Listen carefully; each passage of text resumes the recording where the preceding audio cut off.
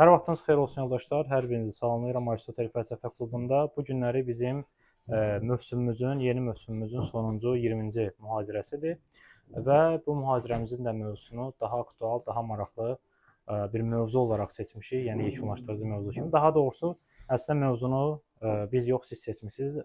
Bizim WhatsApp qrupumuzda aparılan səsvermənin nəticəsində məhz bu mövzu 21-ci əsrdə fəlsəfə, hansı müasir filosoflar və niyə aktuallar mövzusu seçildi. Aristotel Fəlsəfə Klubu haqqında çox qısa şəkildə məlumat verəcəm, çünki əksəriyyətiniz davamlı şəkildə bizim təlimlərdə iştirak edirsiniz. Və Aristotel Fəlsəfə Klubu 5 ilə yaxın bir müddətdir ki, Azərbaycanda əvvəlcə müxtəlif universitetlərdə və son illərdə isə müstəqil şəkildə fəaliyyət göstərir və klubun məqsədi fəlsəfənin belə deyək, akademik çevrələrdə danışılmayan tərəflər haqqında danışmaq, eyni zamanda təkcə fəlsəfə deyil, digər sosial bilik sahələri, digər sosial elmlərin, məsələn, sosiologiya, dinşünaslıq və yaxud da ki, ədəbiyyat ilə bağlı tədqiqatların fərqli aspektlərini göstərməkdən ibarətdir və elə bu gün danışacağımız mövzunun da əslində sizin tərəfinizdən belə bir mövzu olaraq seçilməsi onu göstərir ki, universitetlərdə keçirilməyən, hətta adı belə çəkilməyən filosoflar var ki, onlara maraq var və bu marağın olmasını da biz qarşılayaraq elə bugünkü mövzuda çalışacağıq ki, bu kimi, yəni bu mövzu ətrafında təfərrüatlı şəkildə məlumatlarımızı bölüşək. Və mövzunun adı belə adlanır: 21-ci əsrdə fəlsəfə hansı müasir filosoflar və niyə aktualdılar?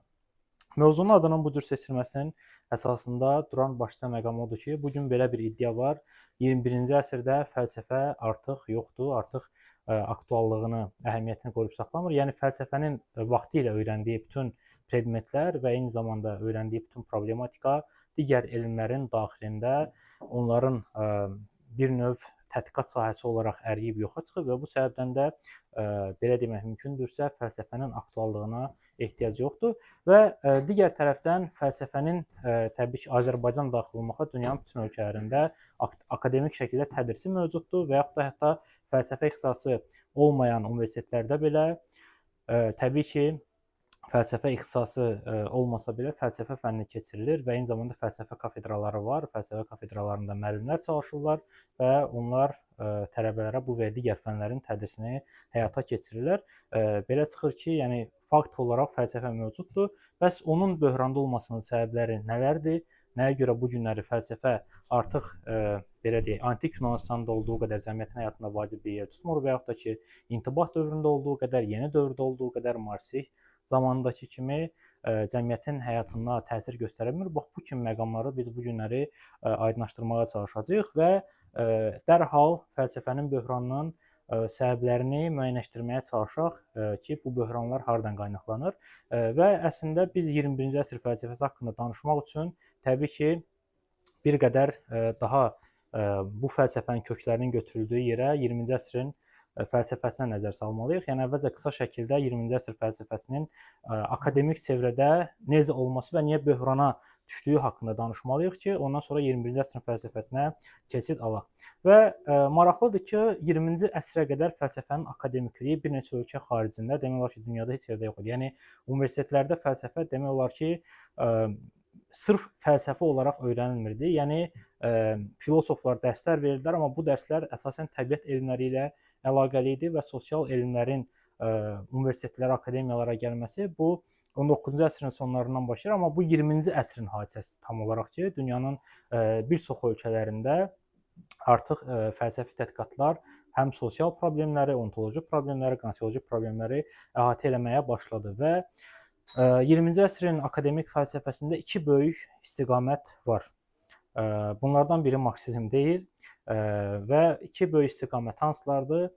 Bunlardan birinci istiqamət analitik fəlsəfə adlandırılan istiqamətdir və analitik fəlsəfənin əslində kökü 17-ci əsrə qədər gedir çıxır. Yəni 17-ci əsrdə René Descartes-la başlayan bir belə deyək, daha doğrusu Britaniyada başlayan bir növ ada fəlsəfəsi adlandırılan fəlsəfə var ki, bu daha sonra analitik fəlsəfə kimi tanınmağa başladı və bir də kontinental fəlsəfə var.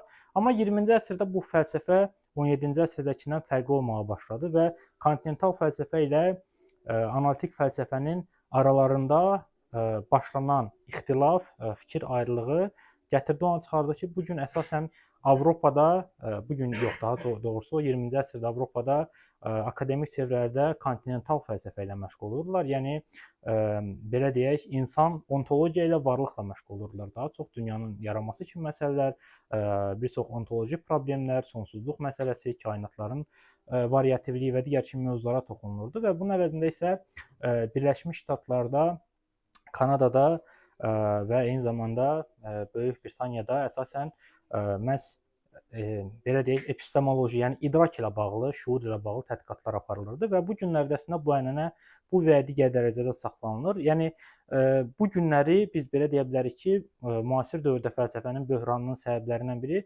fəlsəfənin cəmi 2 istiqamət üzrə tədqiqat sahəsinə çevrilməsidir və bu iki fəlsəfənin ortaq olduğu cəmi bir dənə nöqtə var. Bu nöqtə hansıdır? Həqiqətin olmaması problemi.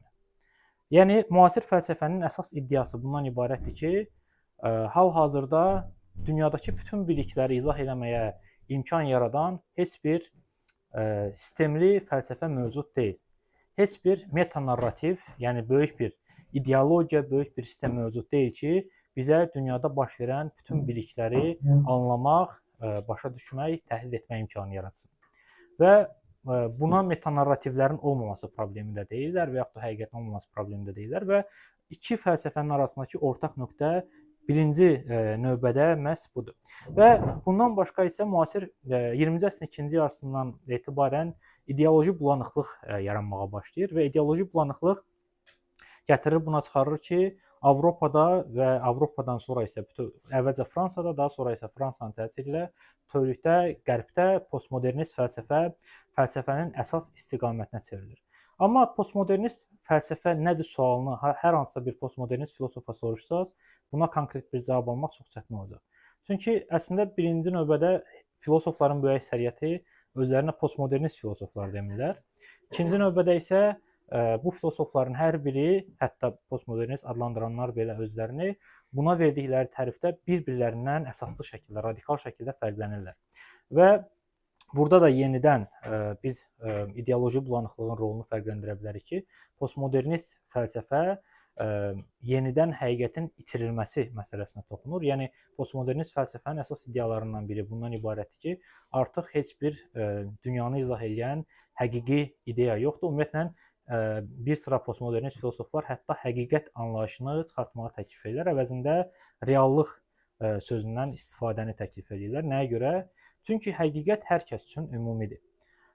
Yəni, məsələn, Newtonun qanunlarında ifadə olunan məqamlar hər kəs üçün ümumi məqamlardır. Amma bunun kənarında cəmiyyətin həyatı ilə bağlı, ontologiya ilə bağlı, dünyanın yaranması ilə bağlı, ölümün mahiyyəti ilə bağlı olan bütün məqamlar isə bunları reallıq adlandırmağı təklif edir. Niyə? Çünki buna dair yanaşmalar fərqlənir və burada həqiqəti tapmaq mümkün deyil deyə postmodernist filosofların bir iddiası var və buna görə də əslində postmodernizm yəni özü qısa bir müddət sonra böhran yaşamağa başladı və böhran 21-ci əsrin əvvəllərində, daha doğrusu 10-cu illərinin sonunda, 2010-cu illərin sonunda artıq postmodernizmin öz yerini yeni fəlsəfi axınlara, postmodernizm, metamodernizm və digər istiqamətlərə verməsinə gətirdi, çıxardı və bütün bunların nəticəsi kimi fəlsəfə bir böhrana düşdü. Yəni, fəlsəfə bu günlər əslində onunla məşğul olan adamlardan başqa heç kimə lazım deyil. Yəni, bu günləri insanları maraqlandıran, fəlsəfənin öyrəndiyi məqamlar insanları çox da maraqlandırmır və reallıq bundan ibarətdir ki, əslində Sokratdan başlayaraq 20-ci əsrin eksistensialist filosoflarına qədər həyatın mənası ilə bağlı, tanrının mahiyyəti ilə bağlı, ölümün mənası ilə bağlı irəli sürülən fikirlər bu günləri ideya dağınıqlığının təsiri altında demək olar ki, insanlar üçün artıq bir növ ikinci dərəcəli suallara çevrilir və bu sualların cavablarını axtaran zaman belə tapmaq çox çətindir deyə, yəni əsasən fəlsəfədə bu cavablar axtarılmır.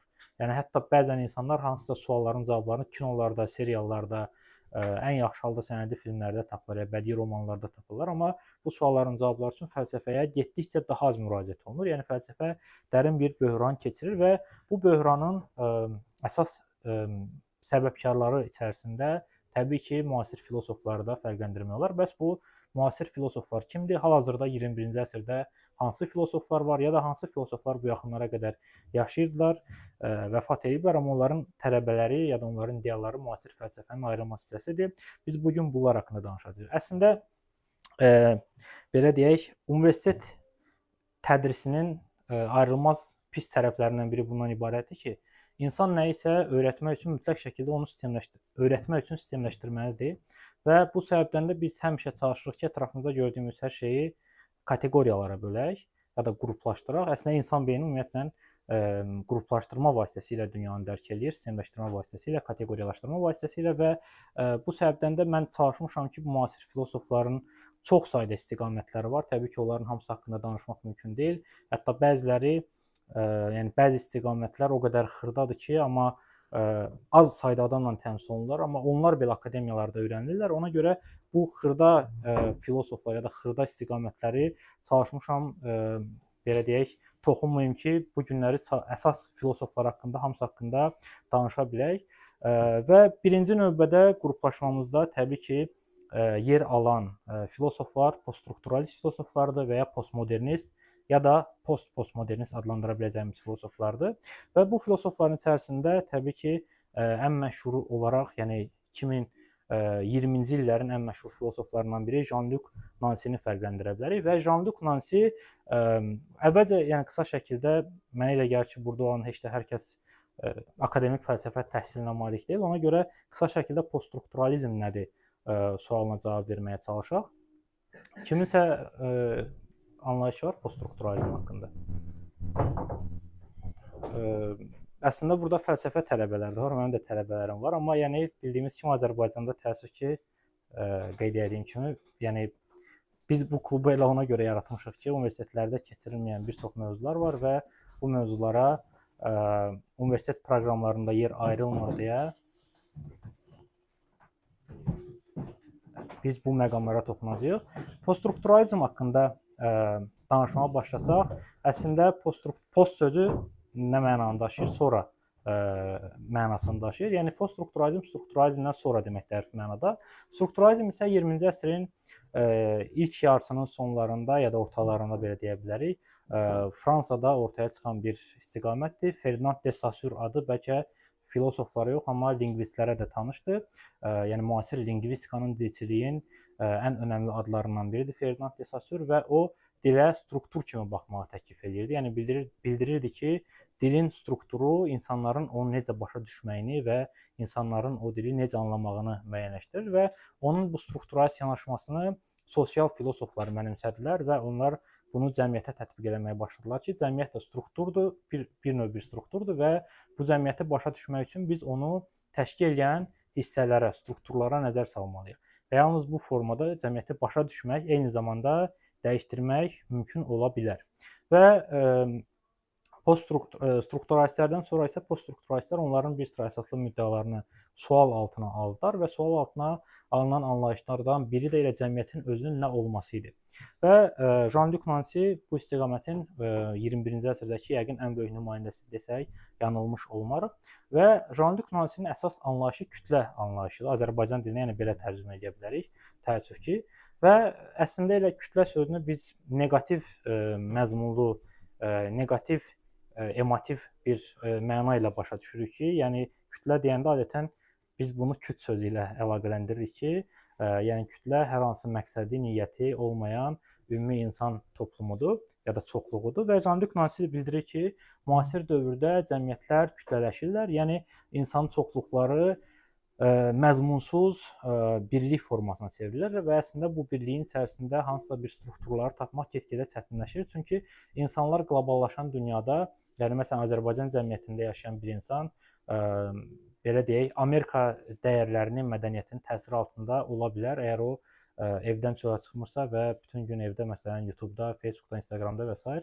özünü həmin o mədəniyyətlə əlaqələndirsə, ya Cənubi Koreyan mədəniyyətinin, K-popun, Cənubi Koreya seriallarının təsiri altında olaraq, yəni insan belə deyək, özünü daha çox onlarla assosiasiya edə bilər. Mənim ətrafımda şəxsən belə adamlar var.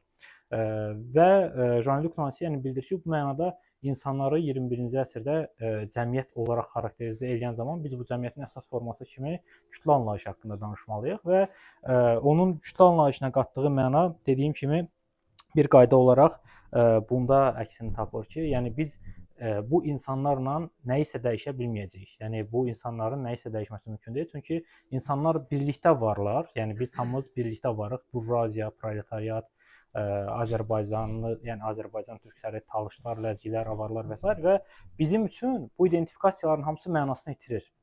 Yəni Jean-Luc Nancy'nin dediyi budur ki, müasir dövrdə identifikasiyalar artıq get-gedə daha az məna kəsb etməyə başlayır. Niyə? Çünki o qədər identifikasiya var ki, insanların özlərini adlandırmaq üçün o qədər fərqli sifətlər, o qədər fərqli adlar var ki, bu adların təsiri altında insanın dünyanı, cəmiyyəti dəyişdirmək üçün güc tapa bilməsi getdikcə daha müşkül bir məsələyə çevrilir. Ona görə də insan obuvatelə çevrilir. Yəni bütün bunların təsiri altında bu dünyanı sadəcə həzm edən, onunla razılaşan subyektə çevrilir və bu baxımdan da əslində insanın subyektliliyi də itir. Yəni insanlar birlikdə mövcud olurlar və bu birlikdə mövcud olma dekonstruksiyaya, yəni dağılmaya gətirib çıxaracaq. Bundan yeni nəsə daha inqilabi bir şey yaratmaq çox çətin olacaq. Digər bir şəxs, ümumiyyətlə qeyd edeyim ki, biraz haşiyə çıxım. Müasir fəlsəfə, yəni belə bir cümləyə yol vermək olarsa, bəzi ölkələrdə digərlərlə müqayisədə daha çox ön plandadır və bu ölkələr içərisində, yəni fəlsəfənin daha vacib yer tutduğu ölkələr içərisində təbii ki, birinci növbədə biz Fransanı, Almaniyanı, Amerika Birləşmiş Ştatlarını, müəyyən qədər Britaniyanı, İngiltərəni nəzərdə tuta bilərik. Yəni bu ölkələrdə fəlsəfə digər ölkələrlə müqayisədə daha vacib yer tutur və ya akademik çevrələrdə daha çox tədris olunur. Ona görə də bugün haqqında danışacağımız filosofların böyük əksəriyyəti məhz bu ölkələrin təmsilçiləridir. Yəni bu adını sadadan 4 ölkənin. Təbii ki, başqa ölkələr də var burada. Başqa ölkənin də təmsilçiləri var. Məsələn, Cənubi Koreyadan olan 2 filosofun adını çəkəcəyik. Başqa ölkələrin də filosofları olacaq, amma yəni əsasən bu filosoflar məhz Fransa, Almaniya, Amerika Birləşmiş Ştatları, Britaniya kimi ölkələri təmsil edirlər. Və Guillaume Pasto da 20-ci əsr fəlsəfəsinin vacib adlarından biridir və onun əsas anlayışlarından biri o ümumiyyətlə fəlsəfə tarixinə qarşı bir müharibə elan edir və deyir ki, fəlsəfənin əsas bölməsi kimi təbii olaraq fəlsəfə tarixində fərqləndirilən əsas bölmə ontologiyadır. Yəni varlıq fəlsəfəsidir. Varlıq fəlsəfəsi nəyi öyrənir? Varlığın əsas suallarını, yəni dünya necə yaranıb, niyə yaranıb, dünya sonsuzdumu, paralel kainatlar varmı və eyni zamanda yəni varlıqla bağlı bütün vacib sualları məhz fəlsəfənin bu bölməsi cavablandırmağa çalışır və deməli Guillaume Pasto ontologiyaya müharibə elan edir. Anti-ontoloji mövqe ortaya qoyur və bildirir ki, ümumiyyətlə müasir fəlsəfənin ontologiyanın suallarına cavab verməsi artıq mümkün deyil. Yəni çünki müasir fəlsəfədə bir tərəfdən ideoloji bulanıqlıq var, digər bir tərəfdən akademik fəlsəfədə hər bir filosofun konkret mövzusu var. Yəni hər filosof necə fizika üzrə doktorantura təhsil alanlar, PhD edənlər konkret bir mövzu seçib onunla məşğul olurlar. Yəni müasir filosoflar Platondan, Aristoteldən, Descartesdən fərqli olaraq fəlsəfənin bütün problematikasını əhatə edə bilməzlər. Və bunu da edə bilməyəcəkləri üçün artıq ontologiya fəlsəfənin bir bölməsi kimi əhəmiyyətini itirir və Guillaume Pasto məhz bu məqama diqqət etməyə çalışır. Yəni bildirir ki, biz yalandan iddia etməməliyik ki, fəlsəfə vasitəsilə əbədi suallara cavab tapacağıq. Yəni artıq əbədi suallara fəlsəfə cavab verə bilməz.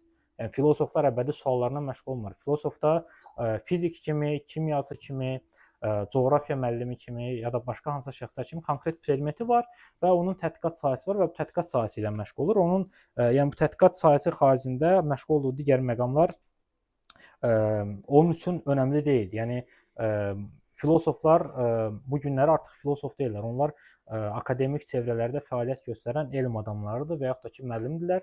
Yəni ona görə də onlar bu suallara cavab verə bilməyəcəklər və ikinci tərəfdən o bildirir ki, əslində bugünkü həyatı tam olaraq varlıq adlandırmaq da mümkün deyil. Yəni varlıq sözü nəhəng sözdür. Yəni insanın dünyanın bütün varlığının fərqində olmasını ya da bütün varlığı öyrənə bilməsini ifadə edir və bu günlər isə belə varlıq yoxdur. Bu günlər sadəcə yəni bir növ qığılcım kimi bir an içində var olan yoxa çıxan həyatlar var, bir an içində var olan yoxa çıxan hadisələr var və ona görə də insan həyatı, varlığın özünün həyatı situativ olur. Yəni situativlik bu gün əbədiyyətin yerini alır. İnsanın nəyisə əbədi olaraq düşünməsi get-gedə daha çətindir və bu səbəbdən də onun fikrincə yəni fəlsəfə köklənməlidir konkret problemlərə və onlarla məşğul olmalıdır. İddia etməli deyil ki, o əbədi olan məqamlara aydınlıq gətirə bilər. Üçüncü haqqında danışacağımız bu istiqamətdə şəxs Rozi Braydottidir və Rozi Braydottinin yaradıcılığı yəqin ki, Guillaume Pasto xoşuna gəlməz ki, belə deyək, Braydotti kimi bir filosof var 21-ci əsrdə. Niyə? Çünki Braydotti yəni çox sayda sahələrlə məşğul olmağa çalışır. Bir tərəfdən qadın problemlərindən, feminizmlə danışır, ikinci tərəfdən cəmiyyətin strukturu ilə bağlı məqamlara toxunur, üçüncü tərəfdən mədəniyyət məsələləri ilə məşğul olmağa çalışır. Yəni ekologiyadan müəyyən qədər yazır. Yəni çoxlu sayda mövzulara toxunur və bu mövzular içərisində əsas məsələlərdən birini onun yaradıcılığında yenə də yəni struktur anlayışı tutur. O belə bir ifadəyə yol verir ki, bu günləri biz dünyanı ifadə etməkdə çox ciddi çətinliklərlə üzləşirik. Çünki belə deyək, yəni dünya hal-hazırda o qədər çox şaxəli, o qədər detallı və eyni zamanda struktursuz bir yerə çevrilib ki, onu ifadə etməyin nəinki fəlsəfə, hansısa başqa bir vasitə ilə mümkün olması real görünmür. Yəni o deyir ki, yalnız dinlər iddia edirlər ki, onlar əbədi həqiqətlər haqqında danışırlar və fəlsəfənin dinə çevrilməsinin qarşısına duran məqam nədir? Fəlsəfə dünyanı tənqidi şəkildə dərk etməyə çalışır. Yəni dinin iddiası belə deyək, əbədi həqiqətlər haqqında danışmaqdır. Və ona görə də bu gün yalnız dinlər belə bir mövqedədirlər və 7-ci əsrdə, 1-ci əsrdə və daha qədim dövrlərdə, daha sonraki dövrlərdə yazılan kitabların ardıcılları belə bir iddiada ola bilirlər ki, yəni biz dünya haqqında bütün həqiqətləri bilirik, amma Braydottinin fikrincə müasir filosofun bunu eləməsi mümkün deyil və onun başqa bir vacib fikirlərindən biri də posthumanizm nəzəriyyəsidir. Posthumanizm nədir? Post sözü dediyim kimi sonra mənasını daşıyır. Humanizm də insansevərlikdir. Yəni posthumanizm nəzəriyyəsi insanın bundan sonraki taleyini bir növ öyrənməyə və bununla bağlı iddialar irəli sürməyə və yaxud ehtimallar müəyyənləşdirməyə çalışır və Braydottinin posthumanizm nəzəriyyəsinin əsasına duran məqamlardan biri budur ki, müasir insan əsaslı şəkildə dünya görüşü etibarilə dəyişməlidir. Yəni bizim beynimizdə olan strukturlar və bizim beynimizdə olan fikirlər artıq reallıqla əlaqəli deyil. Yəni bizim beynimizdəki fikirlərin böyük əksəriyyəti mədəniyyətdən təsirlənərək yaranır və bizim yaşadığımız mədəniyyətlər, yəni bizim yaşadığımız cəmiyyətlərin fikirləri ilə, reallıqları ilə 21-ci əsrin reallığı arasında çox böyük uçurum var. Yəni bizim valideynlərimiz 20-ci əsrdə dünyaya gəliblər, orada formalaşıblar və onlar bizi formalaşdırırlar və onların bizə göstərdiyi təşviq edici mexanizmlər, bizə təlqin etdiyi ideyaların 21-ci əsrdə yaşamaq gücü yoxdur. Yəni bu ideyalar 21-ci əsrdə bir çox hallarda aktual deyil. Hətta əxlaqi ideyalar belə aktual deyil. Yəni bugünün etikası artıq tamamilə fərqli istiqamətlərə yönəlir və ona görə də yəni bir növ insanın özünə yeni bir insanlıq anlayışı tapması lazımdır. Yəni biz tapmalıyıq ki, insan kimdir sualının müasir cavabı nədir? Yəni 21-ci əsrdə insan kimdir və bundan sonra insan deyəndə biz kim haqqında danışacağıq? Bundan başqa Braydotti bədən nəzəriyyəsi haqqında danışır. Bu arada 21-ci əsr filosofların ümumiyyətlə demək olar ki, böyük əksəriyyətində bədən anlayışı var.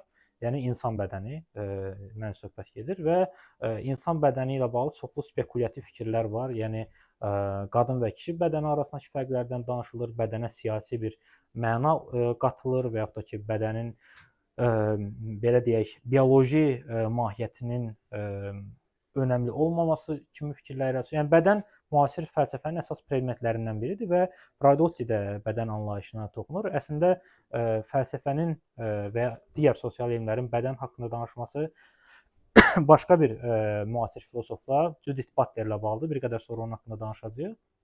Amma Braydotti qeyd edir ki, biz insan kimdir sualına cavab tapanda, axtaranda sadəcə onun mənəvi tərəfi ilə bu araşdırmanı, bu tədqiqatı sonlandırmamalıyıq. Yəni insan sadəcə onun dünyanı necə başa düşməsi ya da dünyanı necə anlamasında ifadə olunan subyekt deyil. İnsan həm də bir bədəndir, vücuddur. Və ona görə də bu vücudun necə yaranması, bu vücudun necə qiymətləndirilməsi, incəsənətdə necə əksini tapması, kinoda necə təqdim olunması, kişi və qadın bədənləri arasındakı fərqlər və yaxud da geyimlə bağlı olan məqamlar, etika ilə bağlı olan nüanslar, bunlar hamısı müasir fəlsəfədə bu və digər dərəcədə önəm kəsb edən nüanslardır. Və başqa bir filosof olaraq ya da fəlsəfəçi olaraq biz Katrin Malibu haqqında danışacağıq. Və Katrin Malibu ilə Roza Braydot, yəni burada özüm bilərəkdən iki qadın, iki kişi filosof seçmişəm ki, gender balansını da qoruyaq. Amma bütün istiqamətlərdə bunu eləmək mümkün olmayacaq. Və Katrin Malibu haqqında nə deyə bilərik? Onun da yaradıcılığında müasir dövrün 21-ci əsrin fəlsəfəsinin əsas istiqamətlərinin hamısına bu və ya digər dərəcədə rast gələ bilir. Yəni o da bir tərəfdən ontologiya ilə məşğul olur, digər tərəfdən sosial tədqiqatların, yəni cəmiyyətlə bağlı araşdırmaların müxtəlif tərəflərinə, cəmiyyətin təhlilinə, yaradıcılığında vacib yer verməyə çalışır və onun tədqiqatının buna qədər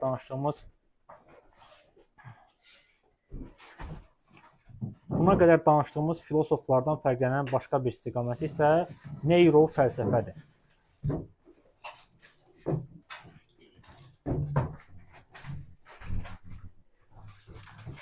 Neyrofəlsəfədir və neyrofəlsəfə əslində bu da 21-ci əsrin ən aktual mövzularından biridir. Yəni insanın zəkası, insanın intellekti, insanın şuuru, insanın ağlı. Bunlar müasir fəlsəfə üçün çox vacib predmetlərdir. Yəni insan dünyanı necə dərk edir? Bu kimi suallara biz fəlsəfə vasitəsilə həm də fəlsəfə vasitəsilə cavab tapmağa çalışırıq və əslində yəni neyro elmlərin insanı öyrəndiyi dövrdə fəlsəfənin də bununla məşğul olduğunu istisna eləmək olmaz və Katrin Malibu məhz bu cür filosoflardan, mütəfəkkirlərdən biridir. Yəni o insan şuurunun dünyanı necə dərk etməsinin əsasları haqqında fərziyyələr irəli sürməyə çalışır və mən xatırlayırsam seminarın əvvəlində qeyd etdim ki, müasir fəlsəfədə çox sayda xırda istiqamətlər də var ya da elə istiqamətlər var ki, məsələn, ümumiyyətlə Azərbaycan dilli ədəbiyyatlarda siz onun adına rast gələ bilməzsiniz. Məsələn, məziyyət epistemologiyası deyə bir fəlsəfə bölməsi var.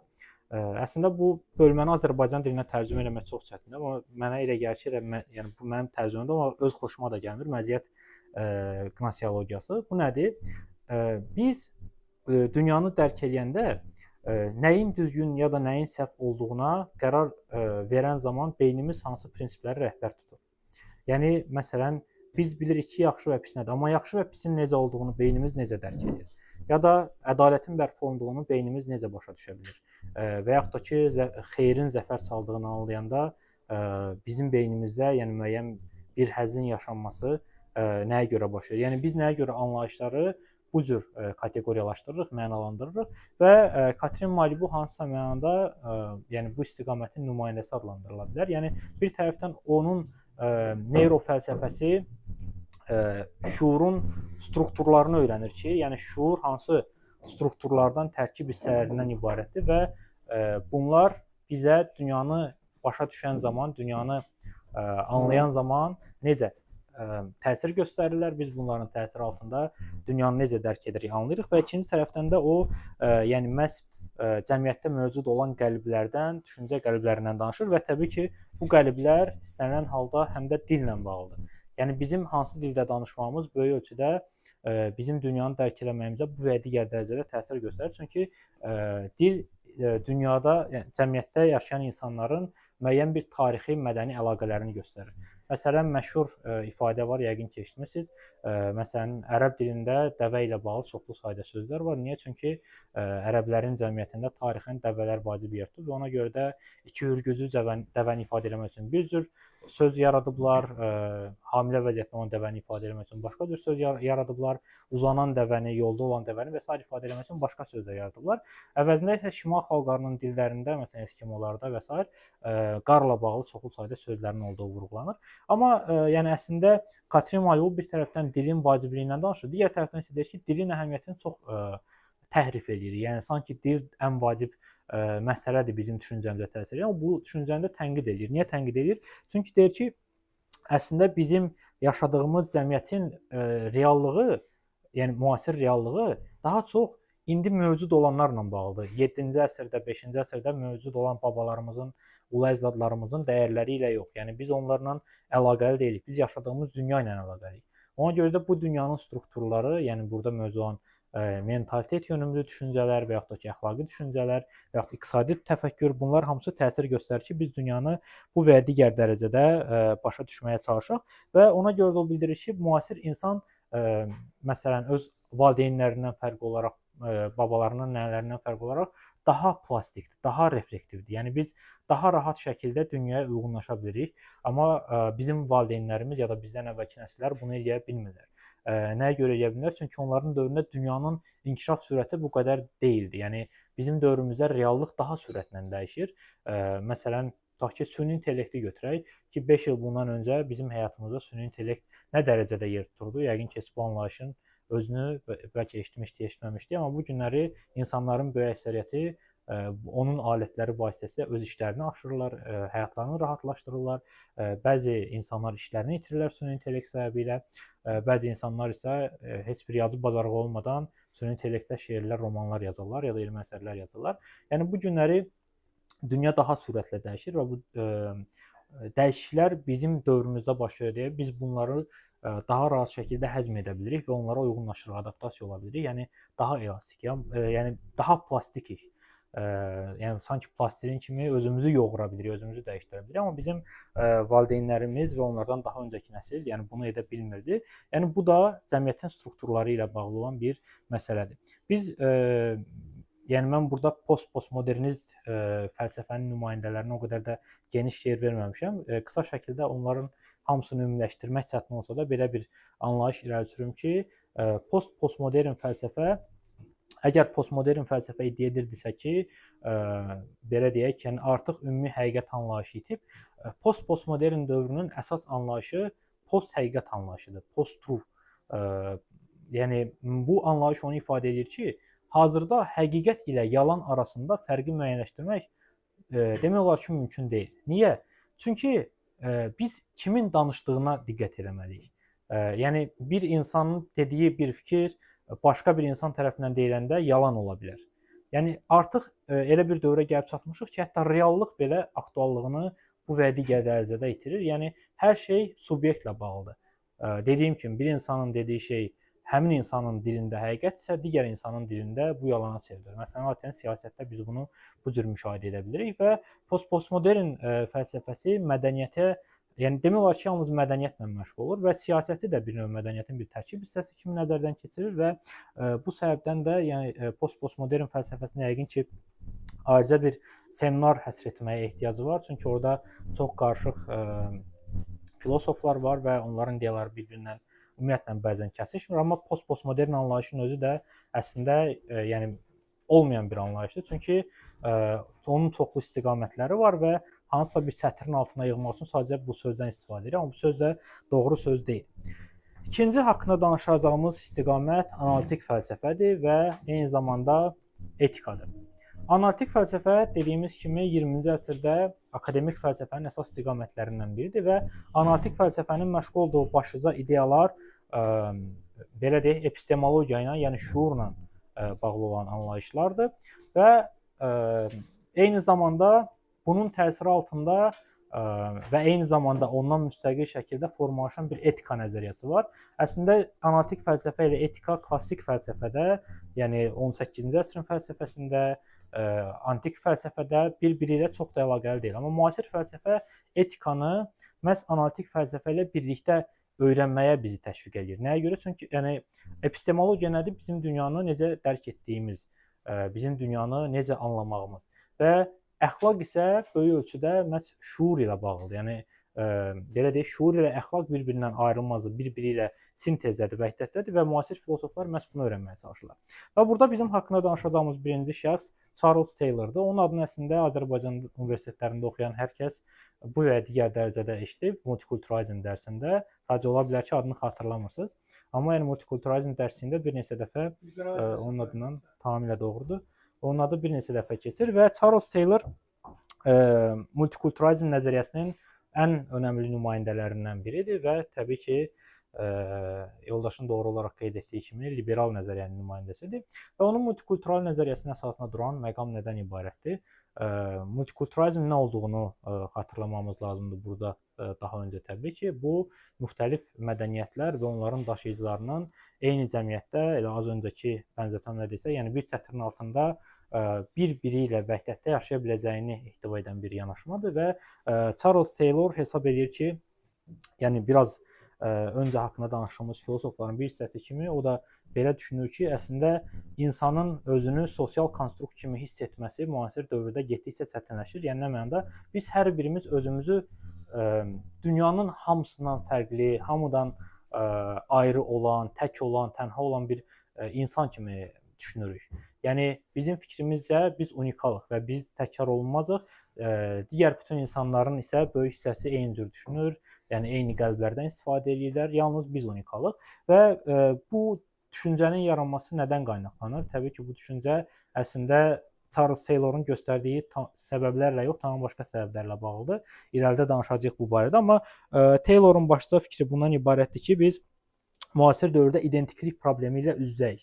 Yəni insanlar özlərini kim olduqlarını tapmaqda çətinlik çəkirlər. Yəni biz bilmirik ki, biz kimi. Bilirik ki, unikalıq, heç kim bizə bənzəmir. Yəni bundan əminik. Amma kim olduğumuzu həm də bilmirik. Yəni bilmirik ki, bizi müəyyən edən şey nədir? Bu bizim genderimizdir, bu bizim ixtisasımızdır, bu bizim oxuduğumuz kitablardır, aid olduğumuz din ya da dini dünya görüşüdür. Yəni bunu müəyyənləşdirmək çox çətindir. Ya da hansısa musiqi qrupunun fanatiksə, budur bizi müəyyənləşdirən. Yəni bu identiklik nəzəriyyəsi Charles Taylorun fəlsəfəsinin ya da siyasi nəzəriyyəsinin əsas anlayışıdır. Yəni insanın əsas problematikası, fəlsəfənin əsas problematikası onun fikrincə məhz identikliklə bağlıdır. Yəni müasir insanın üzləşdiyi ən böyük problemi o identiklik kimi müəyyənləşdirir.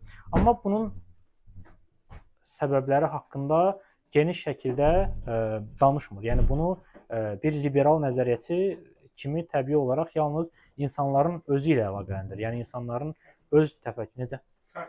Bəli, yəni tamamilə fərdiyyətə ya da şəxsiyyətə bağlayır.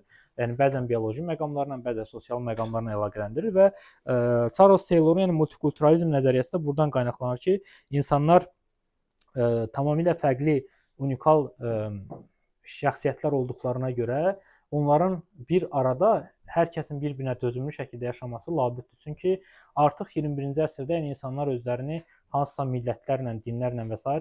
assosiasiya eləməkdə çətinlik çəkirlər. Ona görə daha rahatdır hər kəsin birlikdə yaşaması və bu səbəbdən də yəni insanlar bir-birlərinə bütün məqamlarla bağlı dözümlü olmaq məcburiyyətindədirlər və bunun üçün də təbii ki, şuurun dəyişməsi lazımdır. Amma məsələ təkcə şuurda deyil, təbii ki, o qanunların da dəyişilməsini, multikulturalizmin zəruri hal almasını təşviq edir. Bununla bağlı müxtəlif fərziyyələr irəli sürür. Yəni Charles Taylor haqqında çox danışmaq olar. Sadəcə olaraq yəni bütün filosoflar haqqında danışmaq üçün qısa-qısa danışaq. Martha Nussbaum bu qadın filosofda yəni akademik çevrələrdə belə əslində bütün filosofların, fəlsəfə tədqiqatçılarının istinad etmədiyi şəxslərdən biridir, amma eyni zamanda maraqlı, orijinal ideyaları olan filosoflardan biridir. Ümid edirəm ki, bu ekranda olanları görürsünüz, yoxsa? Yəni burada şəkillər keyfiyyətsiz görünür, əslində elə keyfiyyətsizdir. Qədim dövr filosoflarına müasir filosofları birləşdirən bir xüsusiyyət varsa, o da keyfiyyətli şəkillərin olmamasıdır. Deyəsən filosoflar şəkil çəkdirməyi xoşlamırlar. Və Martha Nussbaum yəni bir sıra maraqlı ideyaları var və bu ideyaların içərisində etika ilə bağlı olan məqamlar üstünlük təşkil edir. Yəni onun əxlaq nəzəriyyəsinin əsasına duran başlıca məqam bundan ibarətdir ki, insanın ən vacib tərəfini onun bacarıqları təşkil edir. Yəni onun fəlsəfəsinin əsas anlayışı bacarıq anlayışıdır. Bacarıq deyəndə nə başa düşürük? İnsanın hansısa bir istiqamətdə fəaliyyət göstərməyə, özünü reallaşdırmağa dair üstünlüklərin olması kimi biz bunu qiymətləndiririk ki, məsələn, kiminsə musiqiyə bacarığı var, kiminsə tutaq ki, rəssamlığa bacarığı var, yazıçılığa bacarığı var və s. Və bu bacarıq anlayışı Nussbaumun fəlsəfəsinin mahiyyətini təşkil edir və Nussbaum deyir ki, bizim məqsədimiz, yəni bizim deyəndə insanın məqsədi öz bacarığını taparaq o istiqamətdə özünü reallaşdırmaqdan ibarət olmalıdır. Amma o da bir növ, yəni belə deyək, liberal yönümlü düşüncəyə malikdir deyə, yəni hesab edir ki, bu dövlətin üzərində olan vəzifə deyil, yəni insanın öz üzərində olan vəzifədir və insan istənilən cəmiyyətdə, istənilən toplumda, istənilən siyasi quruluşda öz bacarıqlarını müəyyənləşdirərək, onları taparaq, yəni bir növ bu bacarıqlar üzərində özünü tapa bilər. Bəs ondan soruşanda ki, sən yəni o zaman dünyada baş verən ədalətsizliyin səbəblərini nə ilə qiymətləndirirsən, o hesab edir ki, yəni liberal nəzəriyyəçilər kimi onun da düşüncəsi bu yöndədir ki, yəni onun belə bir cümləsi var. Yoxsulluq insanın hüquqlarının pozulmasıdır. Yoxsulluq insanın hüquqlarının pozulmasıdır. Yəni o hesab edir ki, əslində bütün insanların qanunla müəyyən olunmuş formada sahibkarlıq fəaliyyəti ilə məşğul olmaq ixtiyarı var, azadlığı var və eyni zamanda yaradıcılıqla məşğul olmaq və digər sahələrində özünü reallaşdırma imkanları var və bu imkanlardan yararlanmaq insanın özündən bir subyekt kimi olan məsələdir. Yəni ona görə də bu bacarıqlılığın fərqinə varması insanın özü üçün vacibdir və dediyim kimi, yəni dünyada baş verən sosial prosesləri sanki yəni bir növ kosmosdan izləyirmiş kimi bəzən çox bəsit şəkildə şərh eləməyə çalışır. Yəni o mənada, yəni orijinal sözünü burada yaxşı mənada demirdim. Yəni orijinal ideyalar var, amma bu ideyalar gördüyümüz kimi bəzən çox mübahisəli fikirlər ortaya çıxara bilir. Digər bir haqqında danışacağımız bu istiqamətdə olan filosof isə Thomas Pogge'dir və Thomas Pogge ümumiyyətlə tam olaraq kabinet filosofu dediyimiz adamlardandır.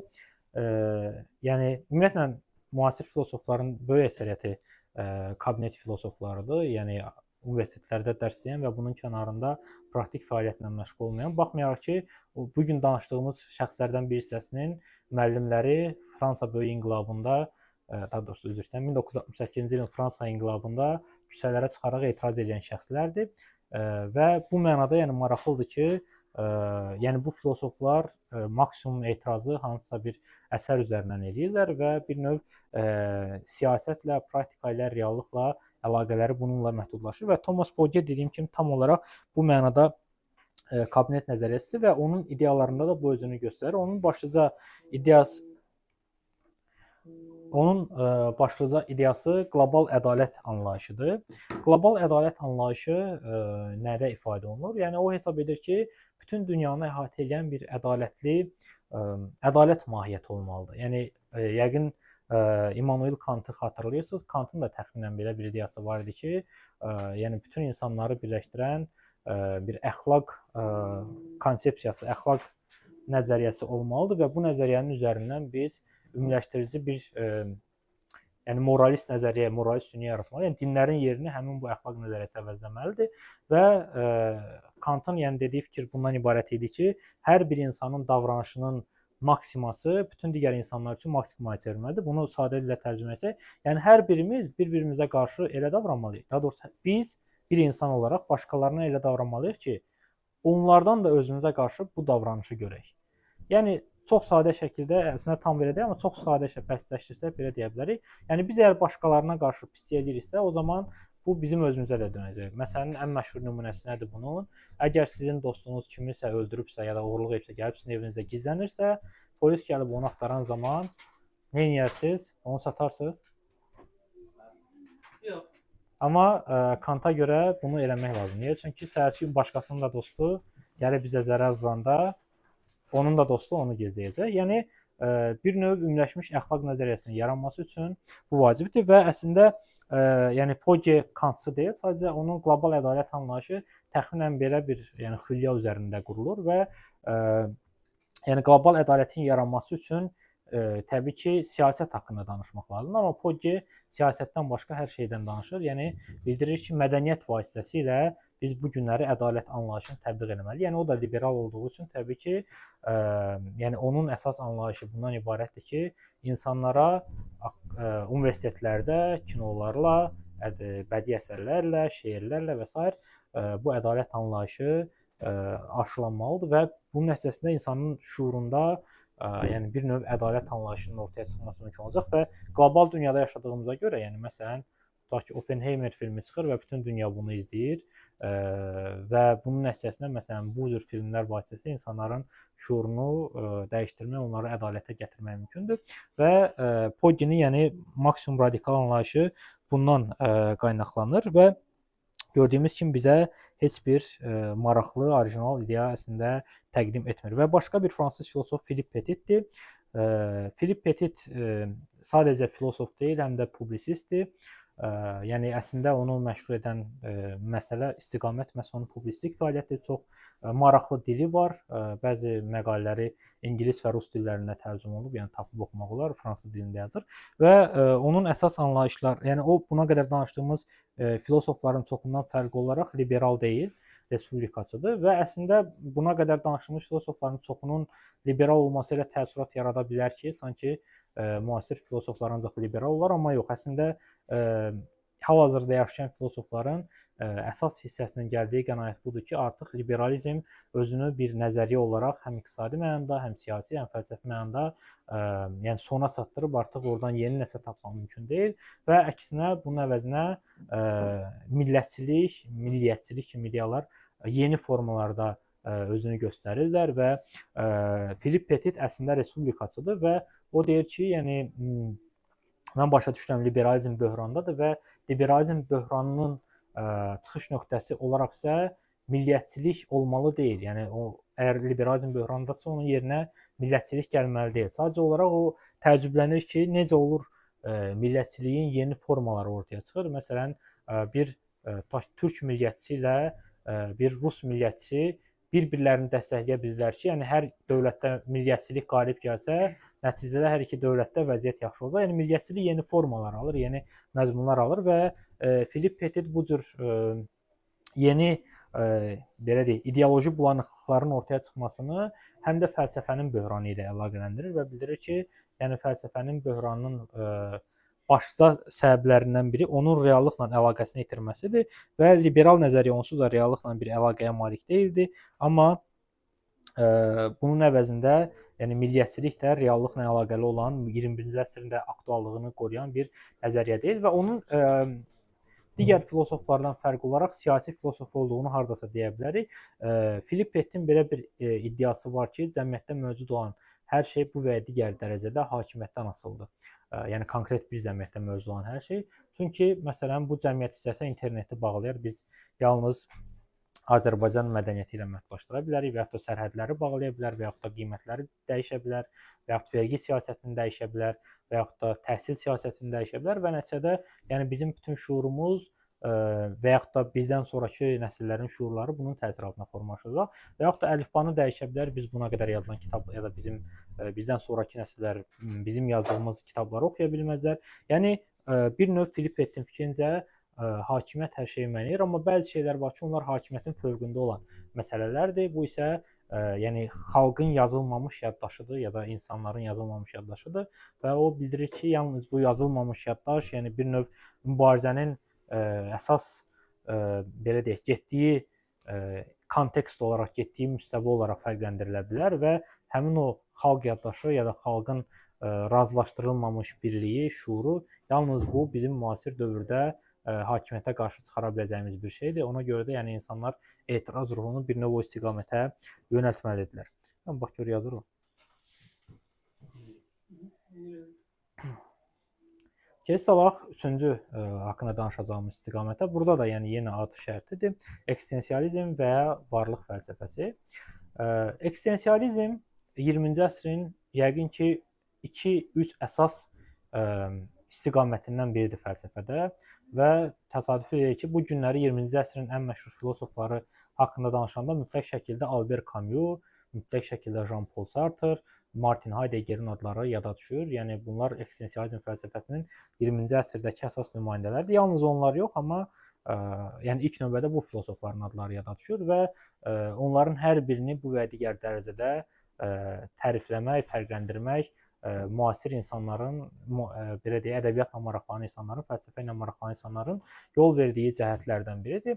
Və yəqin ki, bunların içində biz birinci növbədə Albert Camus haqqında danışa bilərik ki, absurd fəlsəfəsinin bir növ aktuallaşdırılması, insan həyatının absurddan ibarət olması ideyasını biz onda görmüşük və Jean-Paul Sartre azadlıq haqqında danışır, insanın azadlığa məhkum olunduğunu bildirir, insan daim seçimlər etməlidir və insanın belə deyək, birinci varlığı gəlir, sonra isə onun mahiyyəti fikrini səsləndirir və eyni zamanda insan insanın cəhənnəmidir fikrini yəqin ki, xatırlayırsınız, Jean-Paul Sartre'ın ən məşhur fikirlərindən biridir və Martin Heidegger isə bəzən fəlsəfə tarixçiləri tərəfindən fəlsəfə tarixinin sonuncu klassik filosofu adlandırılır.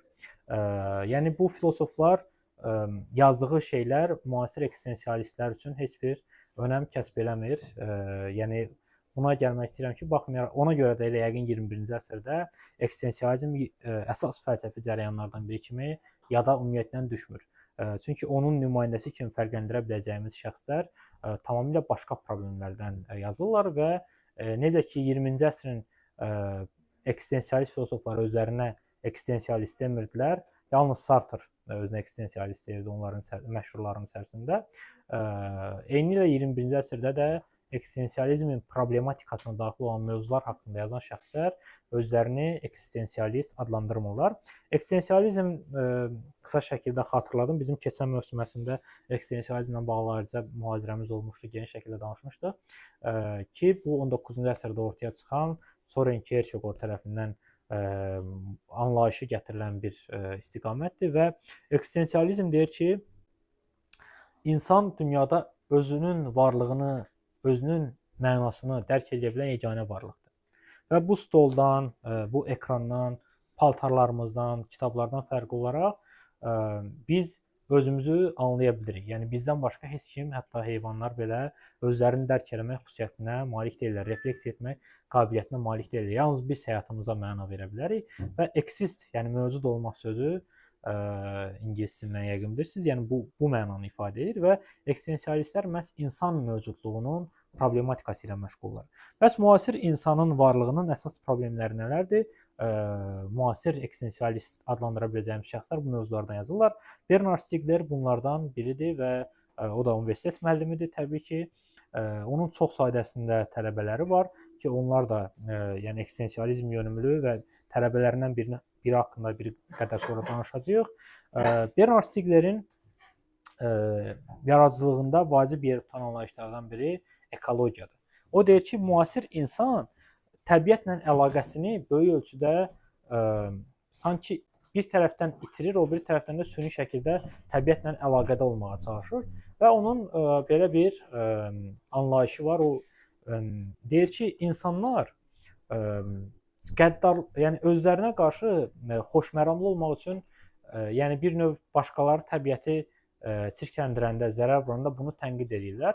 Amma əvəzində isə özləri təbiətin vəziyyətinin yaxşılaşması üçün xüsusi heç bir fikir irəli sürmürlər. Yəni insanların həyatlarında fəlsəfə ilə bağlı, daha doğrusu təbiətlə bağlı heç bir radikal addım yoxdur. İnsanlar sadəcə başqalarının təbiətə vurduğu zərəri tənqid eləməklə məşğul olurlar və bu isə təbii ki, təbiətin ümumi vəziyyətinə heç bir dəyişiklik gətirə bilmir. İnsan təbiətlə birlikdə, yəni insanı təbiətdən kənarda təsəvvür eləmək böyük bir axmaqlıqdır onun fikrinə görə. Çünki təbiət olmadan insan mövcud ola bilməz. İnsan təbiətsiz mövcud ola bilməz, amma təbiətin insanın olub-olmamağı vecinə deyil. Və bu səbəbdən də o radikal ekoloji fikirlər irəli sürür bir tərəfdən ki, biz təbiətə vurduğumuz zərər, təbiəti məhv etmək yönündə atdığımız addımlar hər biri gec-tez bizim özümüzə qayıdacaq və qayıtdığı zaman nə baş verəcək? Yəni qayıtdığı zaman bizim insan olaraq, yəni biz homo sapiensik və insan olaraq bizim özümüz dəyişikliyə məruz qalacaq. Bizim sağlamlığımız, bizim fizioloji quruluşumuz, bizim bədənimizin funksiyaları, bunlar hər biri bu və digər dərəcədə deformasiyaya məruz qalacaq və bu deformasiya bizə yaxşı heç nə vəd etməyəcək. Və digər tərəfdən Stieglerin yaradıcılığı sadəcə ekoloji problematika ilə yekunlaşmır. Onun yəni yaradıcılığında bir tərəfdən kapitalizm anlayışını da tənqidi keçir, amma ümumi şəkildə keçir. Yəni o mənada ki, o deyir ki, bizim yaşadığımız həyat içərisində olduğumuz iqtisadi quruluşla bağlıdır. Yəni bizim kimliyimiz, kim olmağımız, harda yaşamağımızla, dəyərlərimiz əmtələşmə ilə bağlıdır. Yəni biz bu günləri hər şeyi ala və sata bilirik. Yəni bütün dəyərlər bir növ satıla bilən hala gəlib və elə bir dəyər yoxdur ki, onun satılması haqqında biz danışa bilmirik. Yəni sevgi, dostluq, yoldaşlıq və eyni zamanda təhsil, yəni hər şey əmtəyə və xidmətə çevrilir və insanların arasındakı münasibətlər də bu cür xarakter almağa başlayır. Bütün bunlar gətirir ona çıxarır ki, insan müəyyən bir yadlıq hissi ilə baş-başa qalır və insan hər şeyi özünə yad hiss etməyə başlayır. Yəni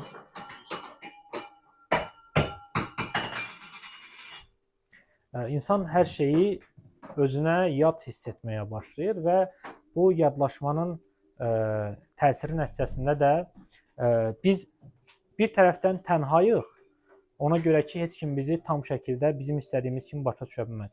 İkinci tərəfdən isə biz tənha olmamaq üçün bütün mümkün variantlardan istifadə edirik. Yəni belə deyək, tənhalıqdan qaçmağa çalışırıq. Amma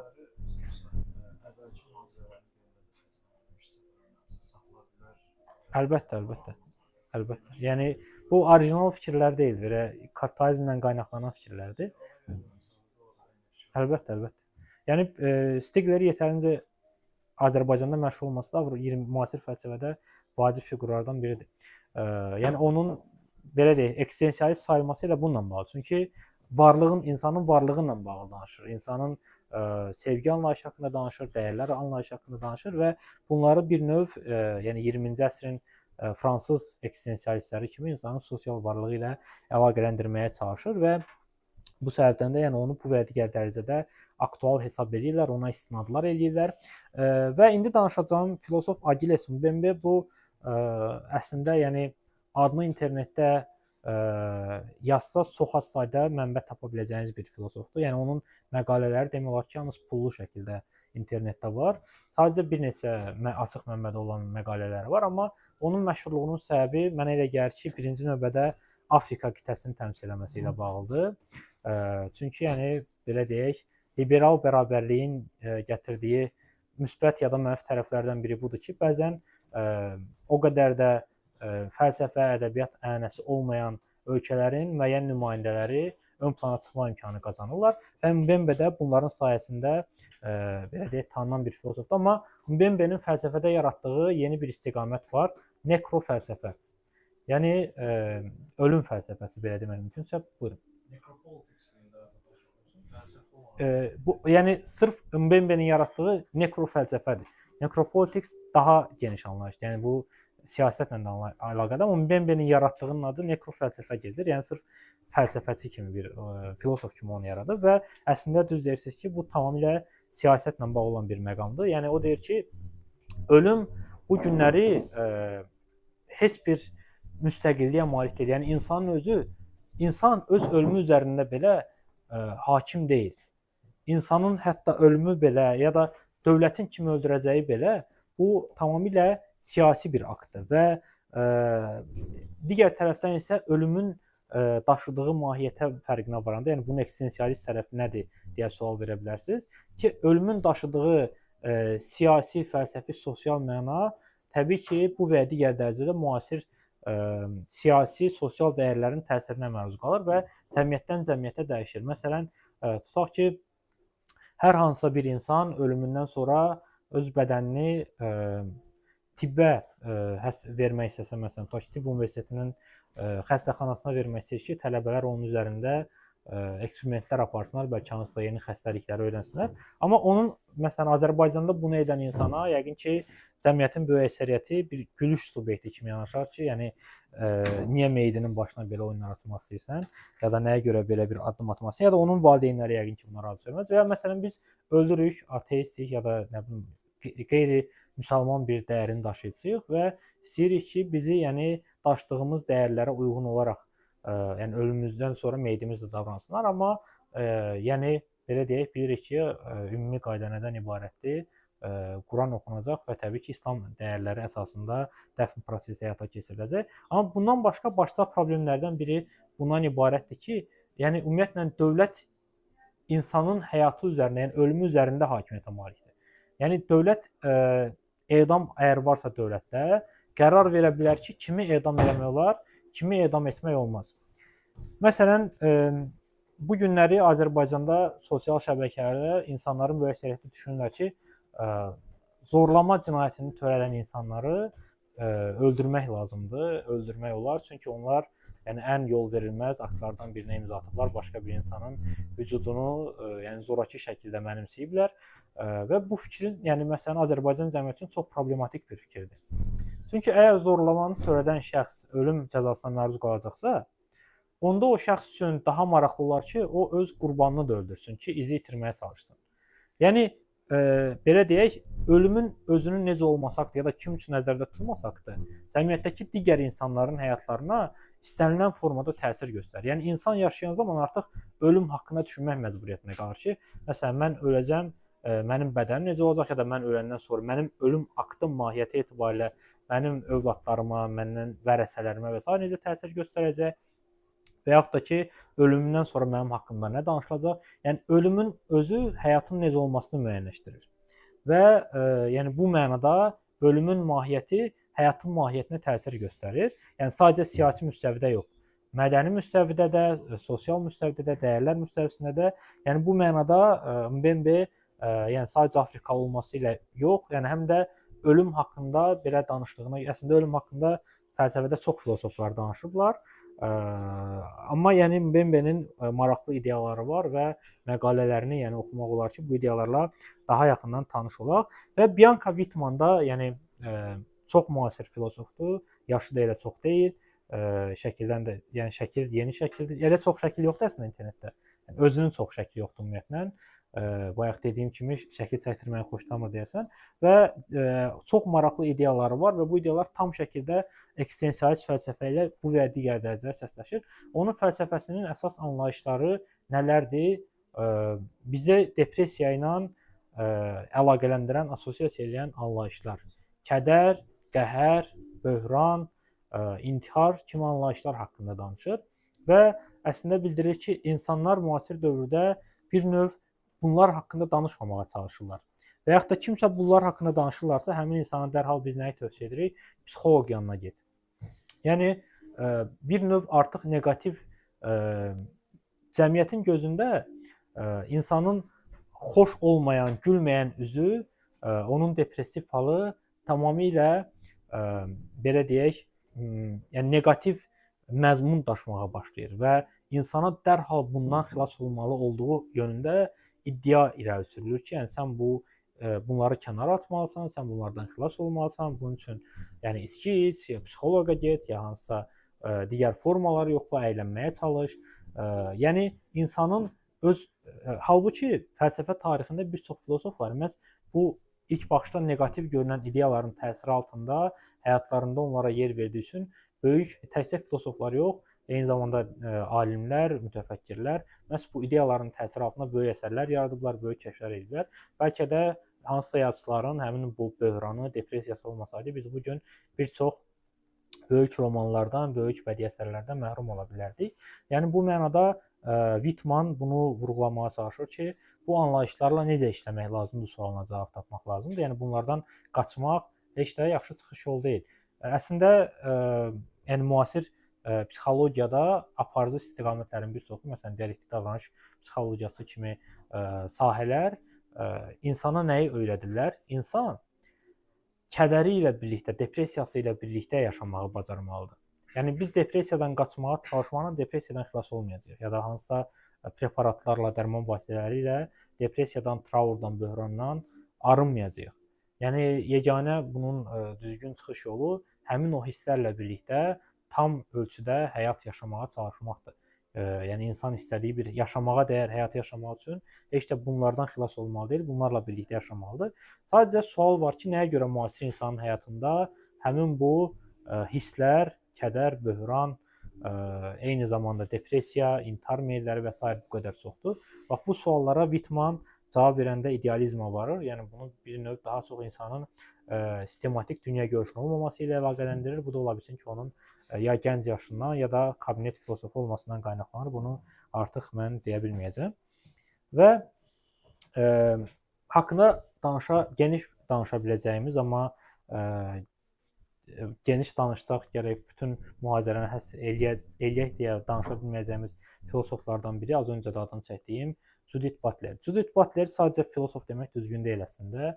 O daha çox həm də siyasət nəzəriyyəçisidir, eyni zamanda feminist tədqiqatlar ya da qadın tədqiqatları nəzəriyyəçisidir və Judith Butlerin çox sayda vacib ideyaları var. Onlardan ən vaciblərini fərqləndirmişəm. Onlar haqqında danışacağıq. Və bu gün bizim əslində feminizm haqqında bildiyimiz bir çox şey və yaxud da feminizm haqqında danışan zaman yol verdiyimiz bir çox şeylər məhz Judith Butlerin sayəsində real olub. Və bu günləri gender tədqiqatlarının hətta Azərbaycan kimi ölkələrdə aparılmasının belə deyək kökündə Judith Butlerin böyük əməyi dayanır. Yəni bu insan mənim tanıdığım ən yorulmaz şəxslərdən biridir ki, yəni belə deyək həyatını bu tədqiqatların dünyanın hər yerində aparılmasına həsr edib, amma yəni bu o demək deyil ki, onu ideallaşdırıram. Sadəcə yəni həqiqətən çox məhsuldar bir şəxsdir. Həm yaradıcılığı çox məhsuldardır, zəngindir. Digər tərəfdən də buna qədər haqqında danışılmayan vacib məqamlar da var. Bu məqamlar nədən ibarətdir? Judith Butler gender nəzəriyyəçisidir. Gender sözünün yaradıcısı Judith Butler deyil, amma bu sözün ümumiyyətlə böyük ölçüdə akademik çevrələrdə işlənməsi, məşhurlaşması onun adı ilə sıx bağlıdır. Bəlkə də siz buna qədər heç onun adını eşitməmisiniz, şəklini görməmisiniz. Amma yəni onun təsiri danılmazdır meseləsidir. Gender sözü cins sözü ilə eyni mənanı daşımır. Cins nədir? Cins bioloji konstruktdur. Yəni bizim kişi və ya qadın olmağımız, yəni kişi ya da qadın bədənində olmağımız bu bizim bioloji cinsimizi ifadə edir. Gender isə sosial anlayışdır. Bioloji yox, sosial. Yəni bizim cəmiyyətdə yaşayan zaman üzərimizə yükləyən bütün sosial rolların, normaların məcmusu gender adlandırılır. Məsələn, dünyaya uşaq gətirə bilmək bu qadın fiziologiyası ilə əlaqəli olan bir məsələdir. Yəni bu qadın bədəninə aiddir. Və yaxud da ki, məsələn, xırda motorika işləri, yəni daha xırda diqqət tələb edən məqamlarla bağlı olan işlərdə qadınların daha vurulmasının səbəbi ondan ibarətdir ki, bizim qadın əcdadlarımız yığıcılıqla məşğul olublar 10 min illər ərzində. Yəni insanlıq tarixinin ən uzun dövrü hansıdır? İbtidai quruluşudur. Və ibtidai quruluşunda insanlar, qadınlar 10 min illərlə yığıcılıqla, xırda ev təsərrüfatları ilə məşğul oldular. Ona görə də xırda motorika hərəkətləri qadınlarda daha yaxşılanır. Əvəzində isə kişilərdə ovçuluq daha yaxşılanır. Niyə? Çünki bizim kişi əcdadlarımız 10 min illər ərzində ovçuluq vasitəsilə sağ qalmağa çalışırlar. Bu bizim bioloji xüsusiyyətlərimizdir. Amma və yaxud da kişi bədəninin çəkicə normal halda qadın bədənindən daha həzmli olması, daha kilolu olması, bu da yəni bioloji bir prosesdir. Amma məsələn, tutaq ki, kişi kimi olmaq deyəndə Azərbaycanda ya da hansısa bir ölkədə başa düşülən şeylər, məsələn, kişi kimi olmaq deyəndə nə başa düşürük Azərbaycanda? Hünərli olmaq, qorxmaz olmaq, ağlamamaq məsələn, sonra nə başa düşürük? Yəni bu şeylərin hamısı bunlar bunlar yəni insanın doğulanda kişi bədənində doğulması ilə heç bir əlaqəyə malik deyil. Sadəcə cəmiyyətdə rolların bölünməsi ilə bağlı olan məsələlər. Məsələn, ağlayan kişinin, yəni kişi ağlamaz ifadəsi tutaq ki. Və yaxud da qadının rolları nələrdən ibarətdir? Ailə üzvlərinin qayğısına qalmaq, ev işlərini görmək, mətbəxdə işləmək, xəstələrin qayğısına qalmaq və saymaqla bitməyən digər bir çox öhdəliklər. Yəni bu qadın rolları ilə bağlı olan məsələlər. Nəsə demək istəyirsiniz? Məncə Judith Butler'dan əvvəl Simone de Beauvoir sanki bunu daha ətraflı var. Bəli, bəli. Yox, mən gender sözünü burada olan hər kəsə başa düşsün deyə ona toxundum. Təbii ki, o Judith Butler'in əsas fikri deyil. Judith Butler'in əsas fikri nədir? Cins bioloji konstrukt, gender bioloji konstrukt yox, sosial konstruktdur. Onun belə bir cümləsi var. Gender sosial konstrukt. Yəni bizim üzərimizə yüklənən hər şey sadəcə sosial və siyasi məsələlərdir. Siyasi məsələlərdən qaynaqlanır. Yəni bunun bizim hansı cinsi nümayəndəsi olmağımızla heç bir əlaqəsi yoxdur və buradan da onun bədənin siyasi məğzi ilə bağlı nəzəriyyəsi gəlir. Onun əsas yanaşması bundan ibarətdir ki, bizim bədənimiz siyasi subyektdir. Yəni dövlət ya da kapitalizm ya da şirkətlər ya da dinlər və s. bizim bədənimizi siyasi alət kimi istifadə edir. Yəni buna siyasi mənalar yükləyirlər.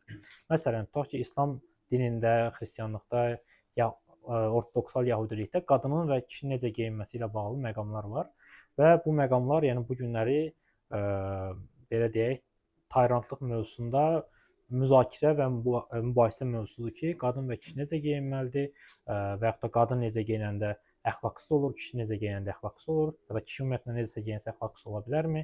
Yəni bu bədən tam olaraq siyasi bir məhsula çevrilir və yaxud da məsələn qadın bədənini istifadə etməklə reklamlardan daha çox gəlir əldə etmək olar ya da hansısa bir məsələn kafedə qadın ofisiantların işləməsi oranın müştəri bazasını artıra bilər. Və yəni bunlar hər biri həmin cəmiyyətdə qadın ya da kişi bədəni ilə bağlı olan təfəkkür konstruktlarından qaynaqlanır. Ki, yəni biz bu cəmiyyətdə kişinin və qadının bədən olaraq necə başa düşür, necə qiymətləndiririk. Bu həm gəlirlə bağlı, həm siyasətlə bağlı. Məsələn, bədən deyəndə söhbət təkcə görünüşlə də bağlı getmir. Qadının nəsl artırma vasitəsi kimi görünməsi. Tutaq ki, Sovet İttifaqında 2-ci Dünya müharibəsindən sonra qəhrəman ana anlayışı ortaya çıxdı ki, bu yəni marksizmlə ümumiyyətlə tamamilə düşmən bir belə deyək, anlayışdır ki, qadınlar, yəni hansı qadın çox uşaq dünyaya gətirirsə, 5-dən çox uşaq dünyaya gətirdiyi zaman qəhrəman ana elan edilirdi və fərqləndirilirdi. Nə bilim, medal verirdilər, təltif edirdilər, ön plana çıxarırdılar. Təkcə Sovet İttifaqında olan bir şey deyil. Yəni dünyanın bir sıra ölkələrində müxtəlif zamanlarda əhali sayını artırmaq üçün qadın bədəni bir növ bir alət kimi istifadə olunub və digər tərəfdən isə qadının necə görünməsi, yəni Judith Butlerin ən vacib məsələlərindən biri də, onun vurğuladığı məsələlərdən biri də qadın bədəninin necə görünməsi ilə bağlı ya da kişi bədəninin necə görünməsi ilə bağlı irəli sürdüyü fikirlər. Düz onun yaradıcılığında bu görüntü məsələləri əsas yer tutmur, o daha çox siyasi aspektlərdə var, amma onun tələbələri ya da ondan təsirlənən digər gender tədqiqatçıları artıq görüntü məsələlərinə də diqqət ayırırlar ki, məsələn, qadın necə görünməli? Yəni ideal qadın bədəni hansı formaya malik olmalıdır? Və əslində yəqin görmüsünüz ki, feminizmin 4-cü dalğasının nümayəndələri məsələn bədənin müxtəlif nahiyələrində olan tükləri təmizləmək və s. rəhbər tuturlar. Nəyə görə? Çünki qadının necə görünməsi ya da kişinin necə görünməsi bu daha çox yəni belə deyək, böyük şirkətlərin ya da siyasi avtoritarizmin diktəsi ilə müəyyən olunan normadır ki, yəni insan bədəninin hansı hissəsi necə görünməlidir, hansı görünüşə malik olmalıdır və böyük şirkətlər də bundan böyük gəlirlər əldə edirlər. Təsadüfi deyil ki, bu günləri tibbin ən gəlirli sahəsi bilirsiniz ki, plastik əməliyyatlar ilə məşğul olan cərrahlardır. Və bundan başqa hakimiyyətin performativliyi məsələsinə toxunmaq olar. O deyir ki, hakimiyyət, yəni siyasi hakimiyyətdən gedir söhbət, amma əslində təkcə siyasi hakimiyyətdən yox, məsələn, dini liderlər də buna aid eləmək olar.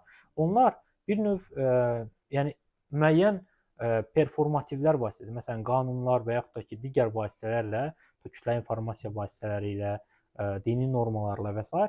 davranış, yəni performansın necə olmasını, davranışın necə olmasını sistemləşdirirlər və insanın, yəni həyatının qadın və kişi kimi proses olaraq, yəni hansı proseslərdən keçməli olduğunu müəyyənləşdirirlər ki, sən qadınsansa, məsələn, qanunla səni buna qadağan edir və yaxud da kişisənsə, bunu sənə qanun vasitəsilə qadağan edir. Məsələn, adətən qadın-kişi bərabərliyi mövzusunda Azərbaycanda irəli sürülən bəsit, banal düşüncələrdən biri budur ki, qadınlar ömürlük həbs oluna bilməz, amma kişilər ömürlük həbs oluna bilər və bunu bir növ, yəni qarşı tərəfi feminizmə qarşı bir vasitə kimi istifadə edirlər. Halbuki bu yəni absurd müddəadır, aydın məsələdir və yəni bir növ qadın və kişi bədəninin davranışlarının ya da həyatlarının necə müəyyənləşdirilməsi də məhz siyasi reallıqlarla əlaqəlidir.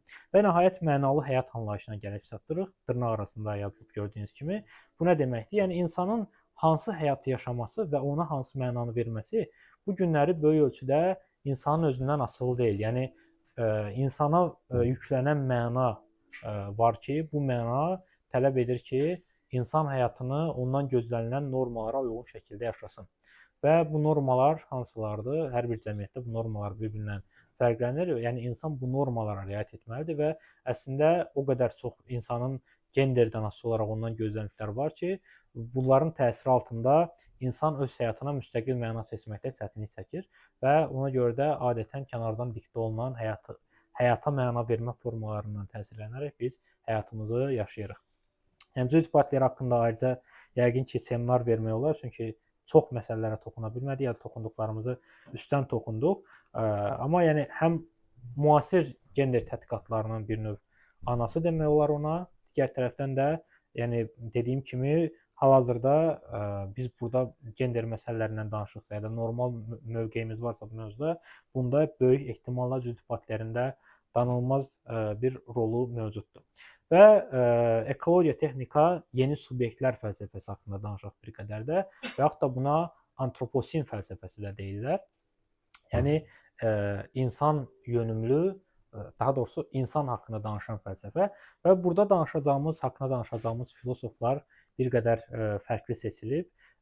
Yəni belə deyək, fərqli yanaşmaları ifadə edirlər və əslində nəyə görə ekologiya, texnika və yeni subyekt anlayışlarını bir başlıq altında birləşdirmişik. Çünki böyük ölçüdə bu günləri yaşıl fəlsəfə deyə yəni fəlsəfənin bir bölməsini fərqləndirə bilərik. Yaşıl fəlsəfə deyəndə ya da antroposin deyəndə nəyi nəzərdə tuturuq? Yəni ekologiya ilə insanı bir-birindən ayırmadan birlikdə öyrənən fəlsəfə haqqında danışa bilərik və burada birinci növbədə Bruno Latour haqqında danışmalıyıq.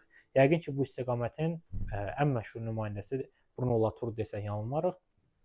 Düzdür, Azərbaycan dilli ədəbiyyatlarda yenə də adına ümumiyyətlə demək olar ki, rast gəlmək mümkün deyil. Bruno Latour'un, amma buna baxmayaraq onun maraqlı ideyaları var. Düzdür, bu ideyalar maraqlı olmaqla yekunlaşır bəlkə də, çünki çox da realistik olan məqamlar çox deyil, amma yenə də Bruno Latour haqqında danışmağa dəyər, çünki həm yazı üslubu maraqlıdır, həm də yəni istənilən halda ekologiya sahəsində fikirlərin məşhurlaşmasında onun çox böyük xidməti var. Yəni ötən əsrin sonlarından etibarən demək olar ki, sadəcə akademik çevrələrdə yox, həm də müxtəlif konfranslarda və onların hüdudlarından kənarda ictimai, yəni televiziyada, mətbuatda ekologiya haqqında danışmağa çalışır və bu problemi diqqət mərkəzinə gətirməyə çalışır və onun nəzəriyyəsində əsas məsələ bundan ibarətdir ki, o deyir, biz yenidən fəlsəfənin subyekti kimdir sualına cavab verməliyik. Normalda biz nə deyirik? Deyirik ki, fəlsəfənin subyekti kimdir? İnsandır. Niyə?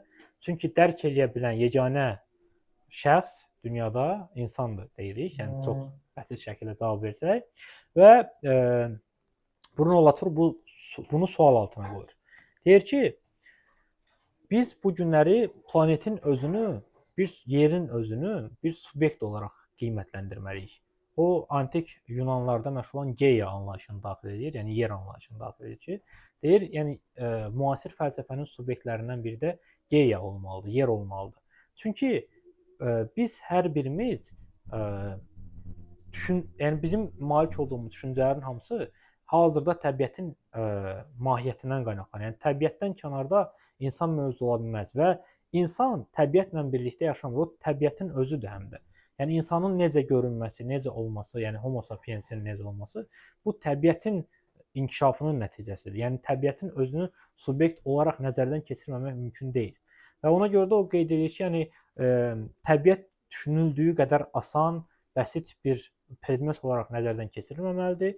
Biz ona bir növ xüsusi şəbəkə kimi yanaşmalıyıq və yəni bir növ təbiətin özündən qaynaqlanan dünyanı nəzərdən keçirməyə bacarmalıyıq. Çünki Geiasız, yəni onu subyekt kimi nəzərdən keçirmədən dünyanı anlamaq, həqiqətən ekoloji məqamların fərqinə varmaq mümkün deyil. Başqa bir şəxs Timothy Mortondur. Timothy Morton az öncə haqqında danışdığımız Bernard Stieglerdən təsirlənib onun tələbəsi olmuş şəxsdir və Timothy Morton ekoloji filosofdur. Yəni onu tam olaraq ekoloji filosof adlandıra bilərik. Nəyə görə? Çünki yaradıcılığın əsas anlayışlarını məhz ekologiya yönündə aparıbdır və onun fəlsəfəsinin əsasını qara ekologiya anlayışı təşkil edir. Qara ekologiya nədir? Əslində onun ideyaları Stieglerdən daha çox Latour'a oxşuyur. Niyə? O deyir ki, yəni ümumiyyətlə deyir biz özümüzdən nifrət eləməliyik. Yəni o biraz eksentrik filosofdur, Slavoj Žižek kimi. Mən biraz hələ normal şəklini seçib qoymağa çalışmışam. Yəni belə normalda görüntüsü ilə belə hamıdan fərqlənməyə çalışan bir şəxsdir. Yəni müzakirə olunmağı haqqında müzakirənin aparılmasını xoşlayan bir adamdır və o deyir ki, yəni biz özümüzdən nifrət eləməliyik. Niyə nifrət eləməliyik? Çünki biz ikiyüzlü, riyakar, saxtakar insanlarıq. Yəni biz danışırıq ki, planet pis vəziyyətdədir, planet xilas olunmalıdır. İnsanlar ona zərər vururlar, plastik kütlələri axıdırlar okeana, eyni zamanda zibillikləri, zavodları, fabrikləri işlədirlər, kosmosa, planetə zərər vururlar. Amma əvəzində yəni özümüz də məsələn okeana kusuruq və yaxud da ki, maraqlanmırıq ki, bizim nədisimiz, ifrazatımız hara gedir axır, bizim evdən atdığımız zibillər hara gedir, onların taleyi necə olur? Yəni biz bunlarla maraqlanmırıq. Ekologiya əslində bizim üçün yəni biz sadəcə yalandan saxta şəkildə bunlarla maraqlanmış kimi göstərir ki, özümüzü vicdanlı insan hiss edək. Amma biz vicdanlı insanlar deyilik. Yəni biz sadəcə yəni özümüzü aldatırıq ki, rahat olaq. Ki, yəni biz də ekologiya haqqında danışırıq. Təbiətə görə narahat olduq, yaxşı insanıq. Ona görə də yaşamağa davam edə bilərik. Amma bu böyük bir riyakarlıqdır, saxtakarlıqdır və ona görə də o deyir ki, insan özünü təbiətdən ayırmamalıdır. İnsan başa düşməlidir ki, təbiət necədirsə insan da elədir. Yəni təbiətin ekoloji vəziyyəti pissə, insan da sağlamlığı normal ola bilməz. Yəni insan öz qayğısına qaldığı kimi təbiətin qayğısına qalmalıdır. Təbiəti özündən ayırmamalıdır. Çünki təbiəti özündən ayırırsa, o zaman nə baş verir? Artıq insan riyakarlaşmağa başlayır. Və onun hiperobyektlər nəzəriyyəsi var. Yəni deyir ki, bir növ təbiəti biz obyektlərin ən böyüyü kimi nəzərdən keçiririk. Amma eyni zamanda biz beynimizdə, şuurumuzda ekoloji olaraq məsələn fikirləşirik ki, böyük zavod təbiətə zərər vurur. Biz bir dənə zibil atmaqla planeti korlamırıq. Planeti korlayan böyük zavodlardır, şirkətlərdir, dövlətlərdir. Yəni biz məsələn kürə zibil atanda heç olmur, amma Ermənistan orada məsələn o atom stansiyasına zibillər atmaqla, zavoddan zibillər atmaqla arazı kirləyir. Yəni biz bir növ özümüzü rahat hiss etmək üçün uydururuq nələrsə və bunu başqa obyektlərin, subyektlərin üzərinə yükləyirik. Yəni Timothy Morton buna qarşı çıxır birinci növbədə, amma yəni buna qarşı çıxır sadəcə normal irəli sürdüyü, təklif etdiyi məqamlar da belə deyək, çox da realist məqamlar deyil, çünki problemlərin kökünü düzgün şəkildə göstərmir. Yəni özünü liberal adlandırmır düzdür, amma o da bir növ insanın yalnız fərdi şuuru ilə məhdudlaşdırır bunu. Yəni insanın üzərinə yükləyir. Və Yu Kuey də Cənubi Koreyalı filosofdur, mütəfəkkirdir. Yu Kuey'in fəlsəfəsində, yəni o da ekoloji filosofdur tam olaraq, yəni məhz ekologiya haqqında yazır və onun araşdırmalarında kosmoekologiya anlayışına rast gəlirik. Bəzən hətta kosmoekologiyanın banisi və sair kimi metaforalar, bənzətmələr istifadə olunur. Yəni Yu Kuey'in ən radikal fikri belə səslənir ki, ya da təxminən belə səslənir ki, biz insanlar nə vaxt Marsa, Veneraya, Yupiterə gedib çıxa biləcəyimiz, orada yaşaya biləcəyimiz haqqında düşünürük. Amma yaşadığımız planeti belə normal şəkildə qaydasında saxlaya bilmirik. Yəni bir növ kosmosu da məhv edəcəyik getsək ora. Yəni belə bir iddiamız varsa, nəyə görə biz yəni öz planetimizdə normal şəkildə yaşaya bilmədən başqa planetlərin də ekologiyasını məhv etmək istəyirik kimi fikirlər irəli sürür və bir növ o həm də hesab edir ki, ekologiya ilə müasir dövrdə 21-ci əsrdə texnologiyalar bir-birindən sıx əlaqəlidir. Çünki texnologiyaların inkişafı ilə məsələn insanla təbiətin münasibətlərini nəzərdən keçirəndə adətən klassik sosial fəlsəfədə bir neçə mərhələ fərqləndirilir. Birinci mərhələ nədir? İnsanla təbiət harmoniyadadır. İnsan təbiətin içində mövcuddur. İnsan gedir, ovlayır, yığır, nəsə və təbiətə zərər vurmur. Daha sonra insan istehsal təsərrüfatına keçid alır və istehsal təsərrüfatı nəyin nəticəsində baş verir? Təbii ki, əmək alətləri, yəni texnikanın nəticəsində baş verir, amma yenə də istehsalın baş verməsi ilə insan təbiəti məhv etmir. Çünki insanın istehsalı nədir? Heyvan artırır, o torpaqda nəsə əkir, nəsə çoxaldır və s. Yəni yenə də kosmosu məhv eləmir. Amma sənayeləşmənin başlaması ilə, kapitalizmin bərqərar yaranması ilə artıq insan təbiətə zərər vurmağa başlayır. 20-ci əsrin ortalarında isə bu sənaye inqilabı elə bir həddə çatır ki, artıq insanın təbiətə vurduğu zərər təbiətin özünü bərpa etmə sürətini ötür. Və ona görə də təbiət deqradasiyaya məruz qalmağa başlayır və ona görə də 20-ci əsrin sonlarından etibarən hamı, yəni bütün filosoflar, BMT və digər beynəlxalq təşkilatlar təbiəti qorumaq lazımdır. Təbiət yəni yada düşür və bu səbəbdən də yəni Yu Kuey bildirir ki, bunu texnikanın üzərinə atırlar ki, bəzən. Yəni insanlar texnikanı inkişaf elətdirdilər. Çıxış yolu nədədir? Gəlin qaydaq İbtidai quruluşundakı kimi yaşayaq, onda təbiət də yaxşı olacaq. Deyir, bu absurd fikirlərdir. Yəni bu cəfəngiyatdır.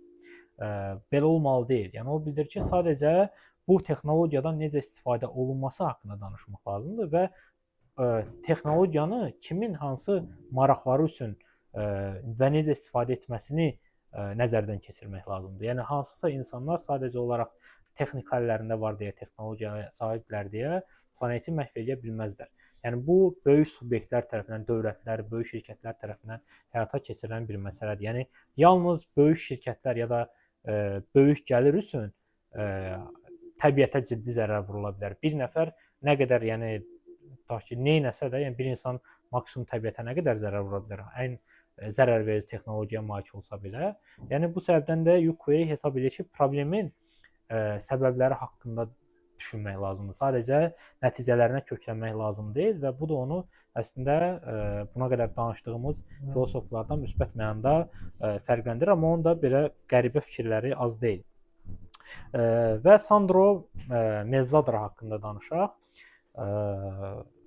Sandro Mezzadra da, yəni belə deyim, ən məşhur filosoflardan biridir. Məsələn, Bruno Latour'un adına ekologiya ilə maraqlanan, ekoloji fəlsəfə ya da ki, ekoloji tədqiqatlarla məşğul olan hamı ən azı bir neçə dəfə eşidib. Amma Sandro Mezzadra'nın adı bu mənada fərqləndirilə bilməz. Nəyə görə?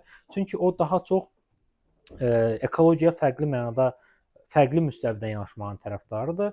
O deyir ki, biz bu günləri məntiq haqqında danışmağı unutmuşuq 21-ci əsrdə. Yəni, daha doğrusu 21-ci əsrdə biz hər şey haqqında danışırıq, amma şuurumuzun dünyanı dərk elədiyi zaman hansı simvolları istifadə etməsi, hansı mənaları yükləməsi, hansı məntiqə əsaslanması haqqında danışmırıq.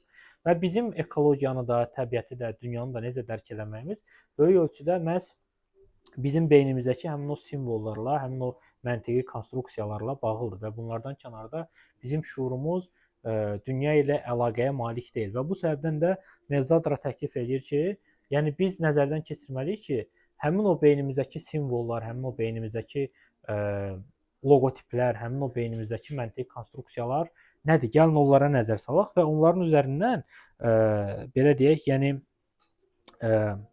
düşünək ki, bizim dünyanı dərk eləməyimizin sərhədləri harda sona çatır? Yəni biz dünyanı nə qədər dərk edə bilərik? Biz nə qədər idrak edə bilərik? Hara qədər? Yəni bu coğrafimi və yaxud da ki, dərk etməklə bağlı hüdudlar, sərhədlər nə qədərdir? Və o deyir ki, əslində bu sualın cavabı çox sadədir. Müasir dünyada insanın idraki kapitalizmin sərhədləri ilə sonlanır. Bu nə deməkdir? O deməkdir ki, bizə yalnız, yəni oxuduğumuz kitablarda, universitetlərdə, məktəblərdə öyrədilən dərslərdə, kütləvi informasiya vasitələri ilə təqdim və təlqin olunan biliklərdə qoyulan sərhədlər yalnız kapitala maraqlı olan sərhədlərdir. Yəni bizim vətənpərvər olmağımızı istəyirlərsə, bunu kapitalın marağı üçün istəyirlər. Bizim dindar olmağımızı istəyirlərsə, bunu kapitalın marağı üçün istəyirlər. Bizim buddist olmağımızı istəyirlərsə, məsələn, hətta bu belə kapitalın marağıdır. Yəni hər şey bu və digər dərəcədə bizdən nəyi tələb olunan ya da bizim tələb olunmasa belə təlqin olunan hər şey kapitalın maraqları ilə bu və digər dərəcədə əlaqəlidir və bunu başqa cür formada təsəvvür etmək mümkün deyil. Sadəcə Mezzadranın problemi bundan ibarətdir ki, yəni çıxış yolu göstərmək yönündə bir qədər problemlərlə üzləşir və hesab edir ki, hər bir insan ayrı-ayrılıqda bu hegemoniyanın təsiri altından çıxmağa çalışmalıdır. Yəni bu hegemoniya bizim beynimizdə, həyatımızda hər yerdə artıq var və bunun təsiri altından çıxsaq, yəni dünya gözəlləşəcək, çiçəklənəcək. Bu da problemli mövqedir təbii ki. Bura qədər danışanlarla bağlı sual olan varmı? Buyurun.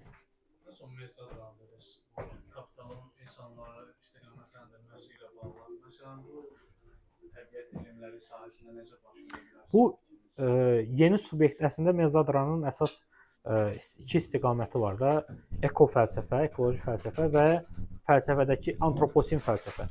Yəni fəlsəfənin subyektinin kim olması məsələsi.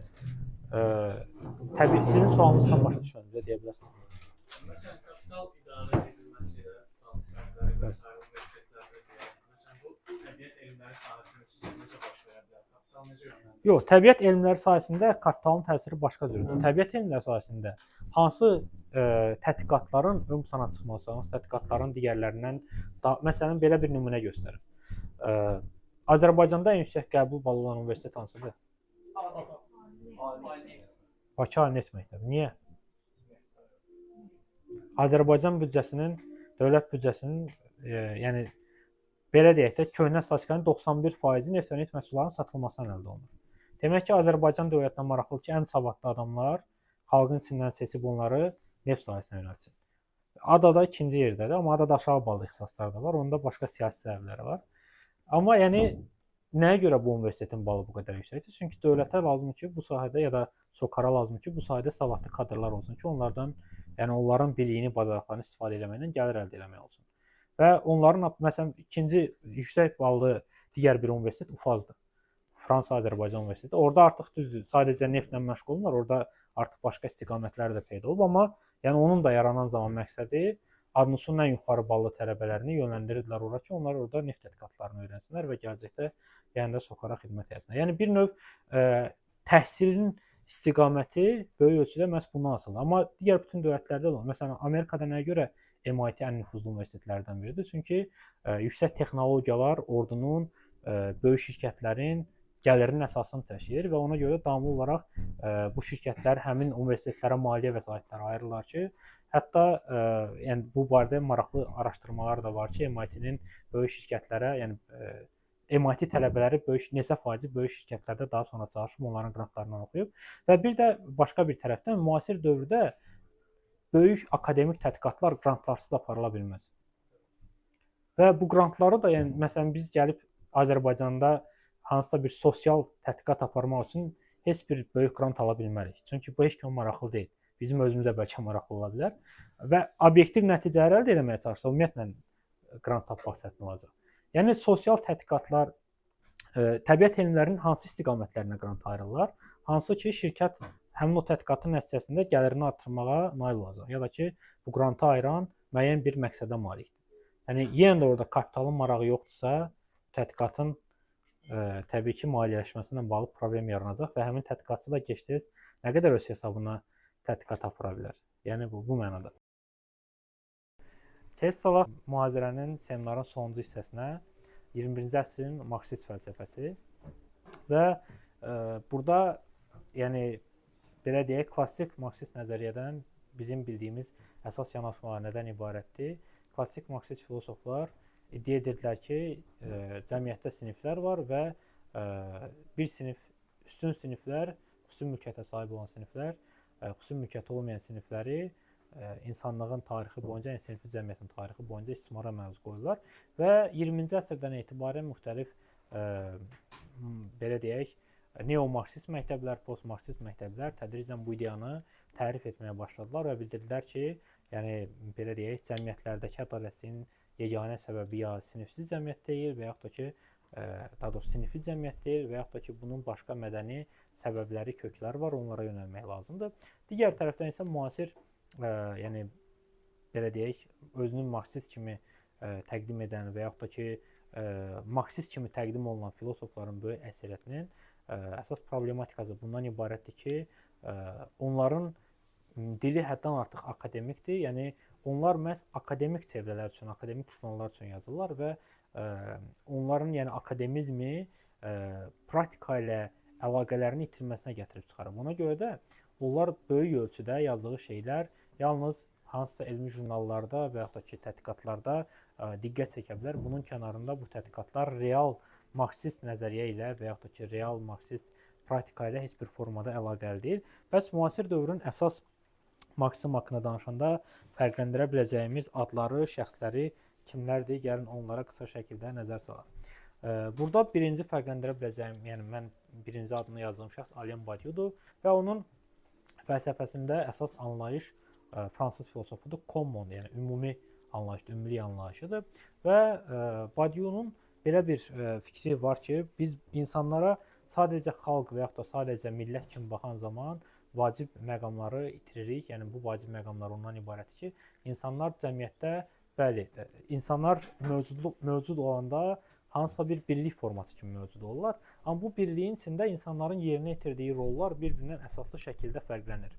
Və əsaslı şəkildə fərqləndiyi üçün də insanların özləri bir çox hallarda fərqinə vara bilmirlər ki, onlar kimdirlər. Yəni onlar belə deyək, işçidirlər, onlar proletariatdırlar, onlar yəni burjuadırlar, kim olduqlarını müəyyənləşdirməkdə ciddi şəkildə çətinliklərlə üzləşirlər və bu səbəbdən də o belə bir anlayış irəli sürür ki, bu günləri bizim yenidən utopiyalara, ən pis halda utopiyalara ehtiyacımız var. Yəni insanlar utopiya sözünü tamamilə neqativ mənada başa düşürlər.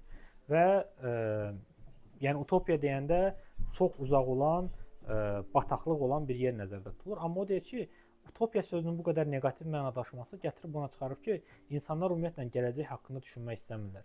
Yəni düşünmürlər ki, kapitalizmin alternativi varmı?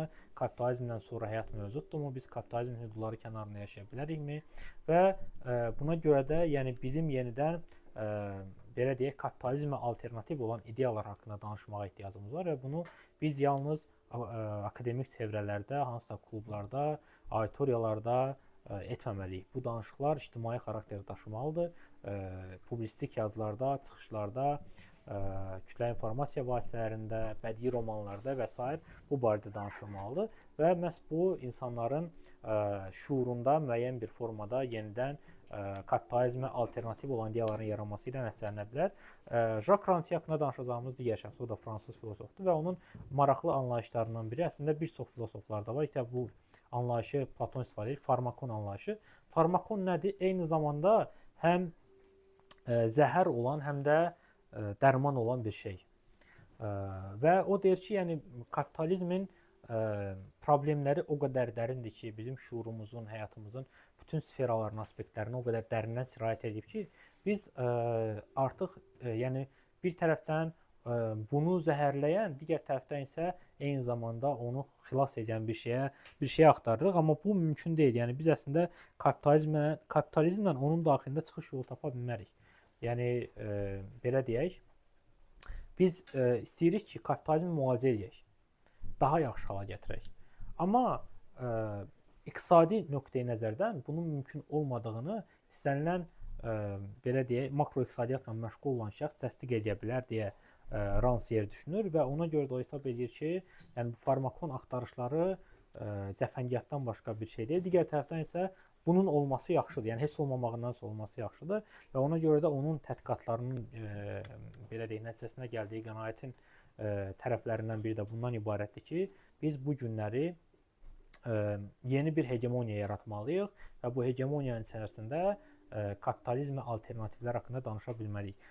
Rancière də, Badiou da çox böyük filosoflardır. Təəssüf ki, yoldaş bilir ki, vaxtımız azdır, ona görə qısa üzərindən keçəcəm. Digər filosof Nancy Fraser'dir. Fraser qadın tədqiqatları ilə kapitalizm mövzusunda bir sintez yaratmağa çalışır və onun əsas yanaşması nədən ibarətdir? O deyir ki, bu günləri qadının kim olması Judith Butler'in dediyindən fərqi olaraq sadəcə hakimiyyətin ona verdiyi rollarla bağlı deyil, bu kapitalın rolları ilə bağlıdır.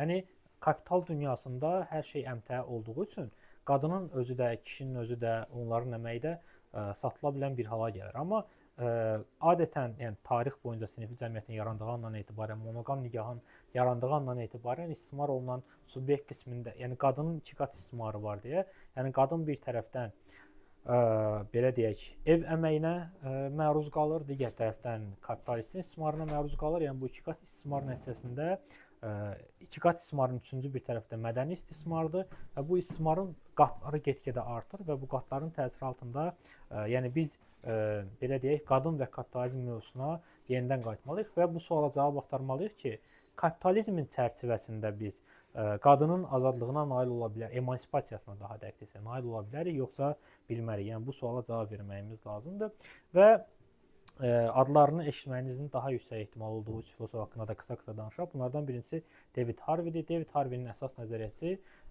geoloji ya da coğrafi kapitalizm nəzəriyyəsidir. O bildirir ki, kapitalizmin mahiyyətinə bir də coğrafi perspektivdən baxmaq lazımdır. Çünki kapitalizm dünyanın müxtəlif coğrafi ərazilərində fərqli formalarda realizə olunur və bu da həmin ərazilərin özünün coğrafiyası ilə bağlıdır ki, məsələn Rusiyanın coğrafiyasında daha çox Mendeleyev cədvəlinin kimyəvi elementi var və bu elementlərin böyük hissəsi belə deyək, istehsala, sənayeyə lazım olan elementlərdir və yaxud da Afrika ölkələrinin statusunu böyük ölçüdə həm də onların coğrafiyası və coğrafi kimyəvi elementləri müəyyən edir. Yəni coğrafi kapitalizm nəzəriyyəsini bir növ irəli sürür və hesab edir ki, biz bu məsələlərə məhz coğrafi perspektivdən yanaşmalıyıq. Və bir də əslində hər birinizə tövsiyə edərdim ki, YouTube-da David Harvey'nin Karl Marx'ın kapitalı ilə bağlı silsilə çıxışları var və çox asan dildə, yəni kapitalı izah etməyə çalışır. Ona görə əgər kapitalı sizə çətin əsər kimi gəlsə, David Harvey'nin təqdimatında olan bu leksiyalara, mühazirələrə nəzər sala bilərsiniz. Mark Fisher haqqında qısa şəkildə danışaq. Mark Fisher müasir müəlliflərdən biridir, amma aramızda yoxdur, intihar vasitəsilə həyatını sonlandırıb. Onun əsas anlayışı depressiya anlayışıdır. O kapitalizm və depressiya haqqında danışır və bildirir ki, depressiya kapitalizmin yaratdığı ya da kapitalizmlə qaynaqlanan və əslində siyasiliyi haqqında heç kimin danışmadığı, amma tamamilə siyasi olan bir konstruktdur. Tamamilə siyasi olan bir şeydir. Yəni insanların depressiyada olması böyük ölçüdə kapitalizmlə qaynaqlanır.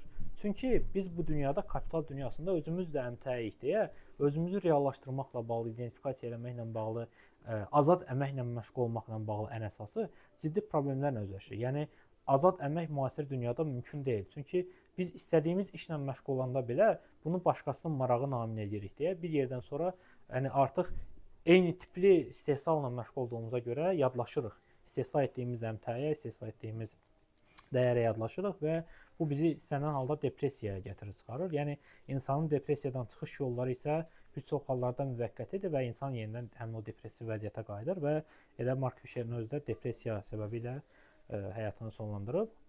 Nəhayət Frederick Jameson haqqında danışaq. O da müasir müəllifdir. Onun postmodern nəzəriyyəsi haqqında çox maraqlı ideyaları var və onun əsas ideyası nədən ibarətdir? Çox məşhur fikri var. Bu fikir çox zaman səhvən hesab edirlər ki, Slavoj Žižek deyib, amma yox, bu fikir Frederick Jamesona məxsusdur. Müasir insanın dünyanın dağılmasını düşünməsi ehtimalı kapitalizmin sona çatmasını düşünməsindən daha asandır. Yəni biz düşünə bilərik ki, bu dünyaya asteroid düşəcək, nə bilim, dinozavrlar gələcək, bizi parçalayacaq, okeanın dibindən hansısa heyvanlar çıxacaq, bizi sonlandıracaq. Bunlar daha real gəlir bizə. Amma kapitalizmin sona çatması real gəlmir. Yəni bu bizim üçün bir növ xülyadır, yəni bu mümkünsüz bir şeydir. Və Frederick Jamesonun əsas əsəri postmodernizm və ya gec kapitalizm mədəni məntiqi adlanır. Həmin əsərdə Frederick Jameson çox maraqlı ideyalar irəli sürür. Həmin əsər yəni rus və türk dillərində var, orijinal ingilis dilində yazılıb. Frederick Jameson həmin əsərdə maraqlı bir məqama toxunur ki, əslində kapitalizm bir növ mədəniyyət vasitəsilə belə bizi daha xırda hissələrə bölməyə çalışır. Yəni insanların birlik ola bilməsinin qarşısını almaq üçün yəni mədəniyyətin də bir vasitə kimi istifadə olunması baş verir və bunun nəticəsində insanlar eyni şeylərə baxıb belə fərqli kimliklər formalaşdırırlar və postmodern dünyasında yəni insanların belə deyək, yəni bu postmodernin hüdudları kənarına çıxa bilməsi çox müşkül bir məsələ kimi görünür və ona görə də insanlar yəni kapitalizmin sona çatmasını elə kapitalizmin yaratdığı mədəniyyətin təsirləri səbəbilə real bir şey kimi düşünmürlər. Və son olaraq nəhayət bir qədər Slavoj Žižek haqqında danışaq, son olaraq deyilmiş. Slavoj Žižek haqqında danışaq. Slavoj Žižek yəqin ki, çoxunuz adını eşitmişsiniz ən azından. Yəqin ki, 21-ci əsrin ən eksentrik filosofudur desək yanılmarıq və əslində Slavoj Žižek haqqında bildiyimiz şeylərin çoxu reallıqla üstə düşmür. Yəni onu nə marksist olaraq xarakterizə eləmək olar, nə freydist olaraq xarakterizə eləmək olar.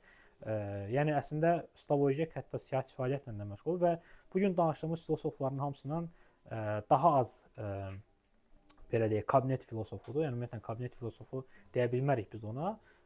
Yəni hər cür fəaliyyətlə məşğul olub və siyasi fəaliyyətlə də məşğul olub. O mənada yəni danışdığımız hər kəsdən fərqlənir, eksentrik olması ilə bağlı. Amma digər tərəfdən də Slavoj Žižekin çox mübahisəli fikirləri var və bu mübahisəli fikirlər onun əsərlərində əksini tapıb ki, bu əsərləri oxuyan zaman biz bəzən inana bilmirik ki, iki kitabı, iki əsəri həqiqətən də eyni insan yazıb, yoxsa yox. Məsələn, onun bir fikri var ki, Leninə geri dönmək lazımdır, amma bu fikrin arxasında dayanan ideyalarla tanış olanda görürük ki, o sadəcə deyir ki, yəni nəzəriyyə ilə məşğul olmağı dayandırıb fəaliyyətlə məşğul olmağa başlamaq lazımdır. Və yaxud da onun ideologiya nəzəriyyəsinin əsasında duran məqamlardan biri bundan ibarətdir ki, bu günləri biz insanlar əslində ideologiyalara ona görə özümüz aid edirik ki, hansısa bir ideologiya bizə komfort gətirir, həqiqət yox. Yəni ideoloji aparatlar rahatlıq gətirdikləri üçün aktualdılar və həqiqət haqqında anlayış var ki, əslində həqiqət insanları ayırır, insanlara bir növ yəni azad eləmir insanları, həqiqət sadəcə insanları ayırır və son olaraq qısa şəkildə haqqında danışacağımız filosof Byung-Chul Handır. Bu da Cənubi Koreya mənşəli filosofdur, amma mən onu Cənubi Koreya filosofu adlandıra bilmərəm, çünki yaradıcılığının əsas hissəsinin hamısı Almaniyada baş verirdi. Almaniyada təhsil alıb, burada yəni fəaliyyət göstərir və əsərləri də alman dilindədir demək olar ki, və düzdür, Cənubi Koreyada çap elədiyi əsərlər də var. Amma yəni onun fəlsəfəsi tamamilə Alman fəlsəfəsidir. Alman filosoflarından təsirlənən fəlsəfədir və onun başlıca ideyası, onu məşhur edən ideya yorğunluq fəlsəfəsi, yorğunluq cəmiyyəti anlayışıdır. O deyir ki, kapitalizm əslində nailiyyət cəmiyyətidir. Yəni bizdən davamlı olaraq tələb olunur ki, nəyəsə nail olaq. Məsələn, tutaq ki, diplom alaq, yaxşı işlə işləyək, yaxşı adamla ailə quraq və yaxud da yaxşı maşınımız olsun, yaxşı paltaryanımız olsun, yaxşı ət çəkənimiz olsun, yaxşı paltarımız olsun, yaxşı telefonumuz olsun. Yəni bu yaxşı şeylərin sonu çatmır.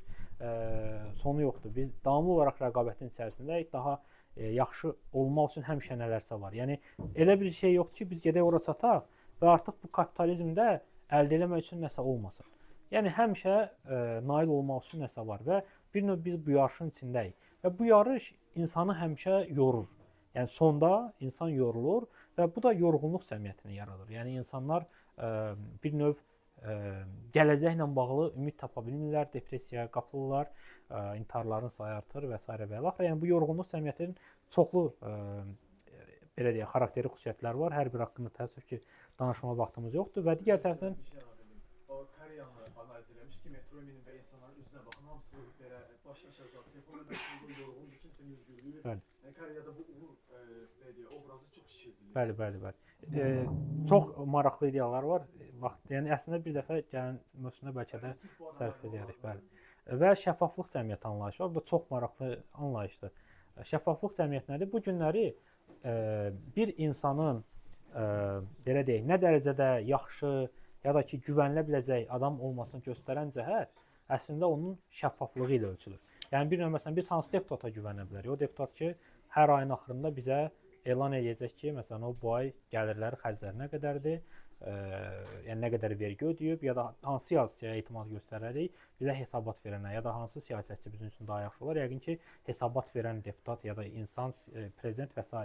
Yəni və şəffaflıq cəmiyyətində insanların hər birindən şəffaf olmaq, yəni bir-birinə güvənmək tələb olunur, amma bu güvən vasitəsilə insanın sərhədləri pozulur. Yəni bir subyekt olaraq insan bunun arasında itir və ümumiləşir. Yəni insanın harda sona çatdığı, onun şəffaflığının hüdudları ilə müəyyənləşdirilirdi. Bu şəffaflığın təsiri altında ya da təzyiq altında insan kimliyi deformasiyaya məruz qalır. Yəni bir növ insan yeni bir mərhələyə keçir. Amma bu yeni mərhələdə olan insan əvvəl özünə bərabər qalmır. Yəni bu insan dəyişikliyə məruz qalır və bu da böyük problemlər yaradır və digər tərəfdən də deyir insan performans subyektə çevrilir. Yəni insanın dəyəri nədədir? Özünü necə göstərməsində. Yəni bir insan çox ağıllıdır, savadlıdır, amma bunu göstərə bilmirsə, bunun heç bir önəmi yoxdur. Yəni insan tamamilə performansdan ibarətdir bu gün və bu performans subyekt, yəni insanın müasir halının mənasıdır və son olaraq bir də maraqlı bir onun yanaşması var ki, psixopolitika haqqında danışmaq istəyirəm, amma çox geniş anlayışlı, vaxtımız azdır. Sevgisizlik haqqında danışaq bir qədər də ki, o deyir, müasir dünyada insanın sevməsi mümkün deyil. Nəyə görə sevməsi mümkün deyil? Çünki sevgi aktı özü mahiyyət etibarilə əmtəə olmayan bir akt olmalıdır. Amma kapitalizm dünyasında sevginin ifadə formalarının hamısı əmtələşir və etibarın özü, güvənin özü, şəffaflığın özü, münasibətdə olan sevgi hissinin özü belə, yəni tamamilə əmtələşir və proqramlar, hansısa əlavə vasitələr sevginin dəyərini göstərən məqamlara çevrilirdi. İnsanın həqiqətən, yəni ola bilər bir insan başqasını sevdiyini düşünür, amma həqiqi sevgini yaşaması artıq mümkünsüz hala gəlib və Bunu izah etmək üçün o buddizmlə və digər müasir dünyada sevgi ilə bağlı aparılan psixoloji tədqiqatlardan nümunələr də gətirir. Yəni göstərir ki, yekunda insanın sevgi yaşaması mümkün deyil. Və sonda, yəni belə yekunda onu bildirək ki, müasir fəlsəfədə əslində yəni suallar, bu danışdığımız filosoflara sonda verə biləcəyimiz suallar bu ola bilər ki, yəni bir növ biz hər şeydən danışırıq, amma yekunda gəldiyimiz qənaət budur ki, müasir filosofların düşündüyü budur ki, həqiqət yoxdur, yalnız reallıq var. Bəs həqiqətdən qorxan təfəkkür mövcud olduğu müddətcə biz həqiqət haqqında danışmadan həqiqət tapa bilərikmi? Və yaxud da ki, həqiqəti görmək istəməyən filosoflara güvənə bilərikmi? Və yaxud həqiqətdən danışmaqdan qorxan ya da onu danışmaq istəməyən filosoflara etimad göstərə bilərikmi? Və eyni zamanda ümumiyyətlə belə fəlsəfə lazımdırmı? Yəni əgər bir fəlsəfə yalnız kabinetlə bağlıdırsa, akademiya ilə bağlıdırsa, yalnız hansısa dar çevrədə danışılırsa, amma real insan həyatına təsir yoxdursa, yəni mən danışdığım şeylər sizin həyatlarınızın təsirinə, yəni həyatlarınızdan təsirlənmirsə, onunla əlaqəsi yoxdursa, onda bu fəlsəfə nəyə lazımdır? Yəni bu cür fəlsəfə var ola bilərmi? Məsələn, Martin Heidegger deyir ki, fəlsəfə ümumiyyətlə yalnız fəlsəfə üçün lazımdır. İnsan cəmiyyət üçün lazım olmalı deyil və sonda yəni müasir filosoflara qarşı bir növ tələblərmi deyək, yəni subyektiv mənim fikrimdir ki, yəni filosofların hər biri müasir dövrdə çalışırlar ki, aktual olsunlar. Yəni məsələn, tutaq ki, ekologiyadan BMT-nin layihəsi varsa, bu layihəni qazanmaq üçün, qrant üçün aktual olmaq lazımdır. Demək ki, yəni biz ondan danışmalıyıq ki, qrant alaq ya da ondan danışmalıyıq ki, müasir görünək, amma aktual olmaq yox, tarixi olmaq lazımdır. Yəni bunu təbii ki, marksist mənada deyirəm. Yəni tarixin ümumi şərtlərini nəzərə alaraq danışmaq lazımdır. Sadəcə bu gün 3 gün ərzində aktual olan məsələlərdən yox, eyni zamanda tələb olunanı yox. Məsələn, bayaq xanım dedi ki, bu şeylərdən necə danışa bilirsiniz? Yəni tələb olunan danışmamaqdır. Amma tələb olunan yox, həqiqət olanı danışmaq lazımdır və eyni zamanda da bir növ yaxşı bir fikir var. Fəlsəfə dünyaya qarşı gələ bilməyi bacarmalıdır. Əgər bir fəlsəfə heç nəyə etiraz eləmirsə, var olan hər şeyə razılaşırsa, onda bu fəlsəfə ölü fəlsəfədir.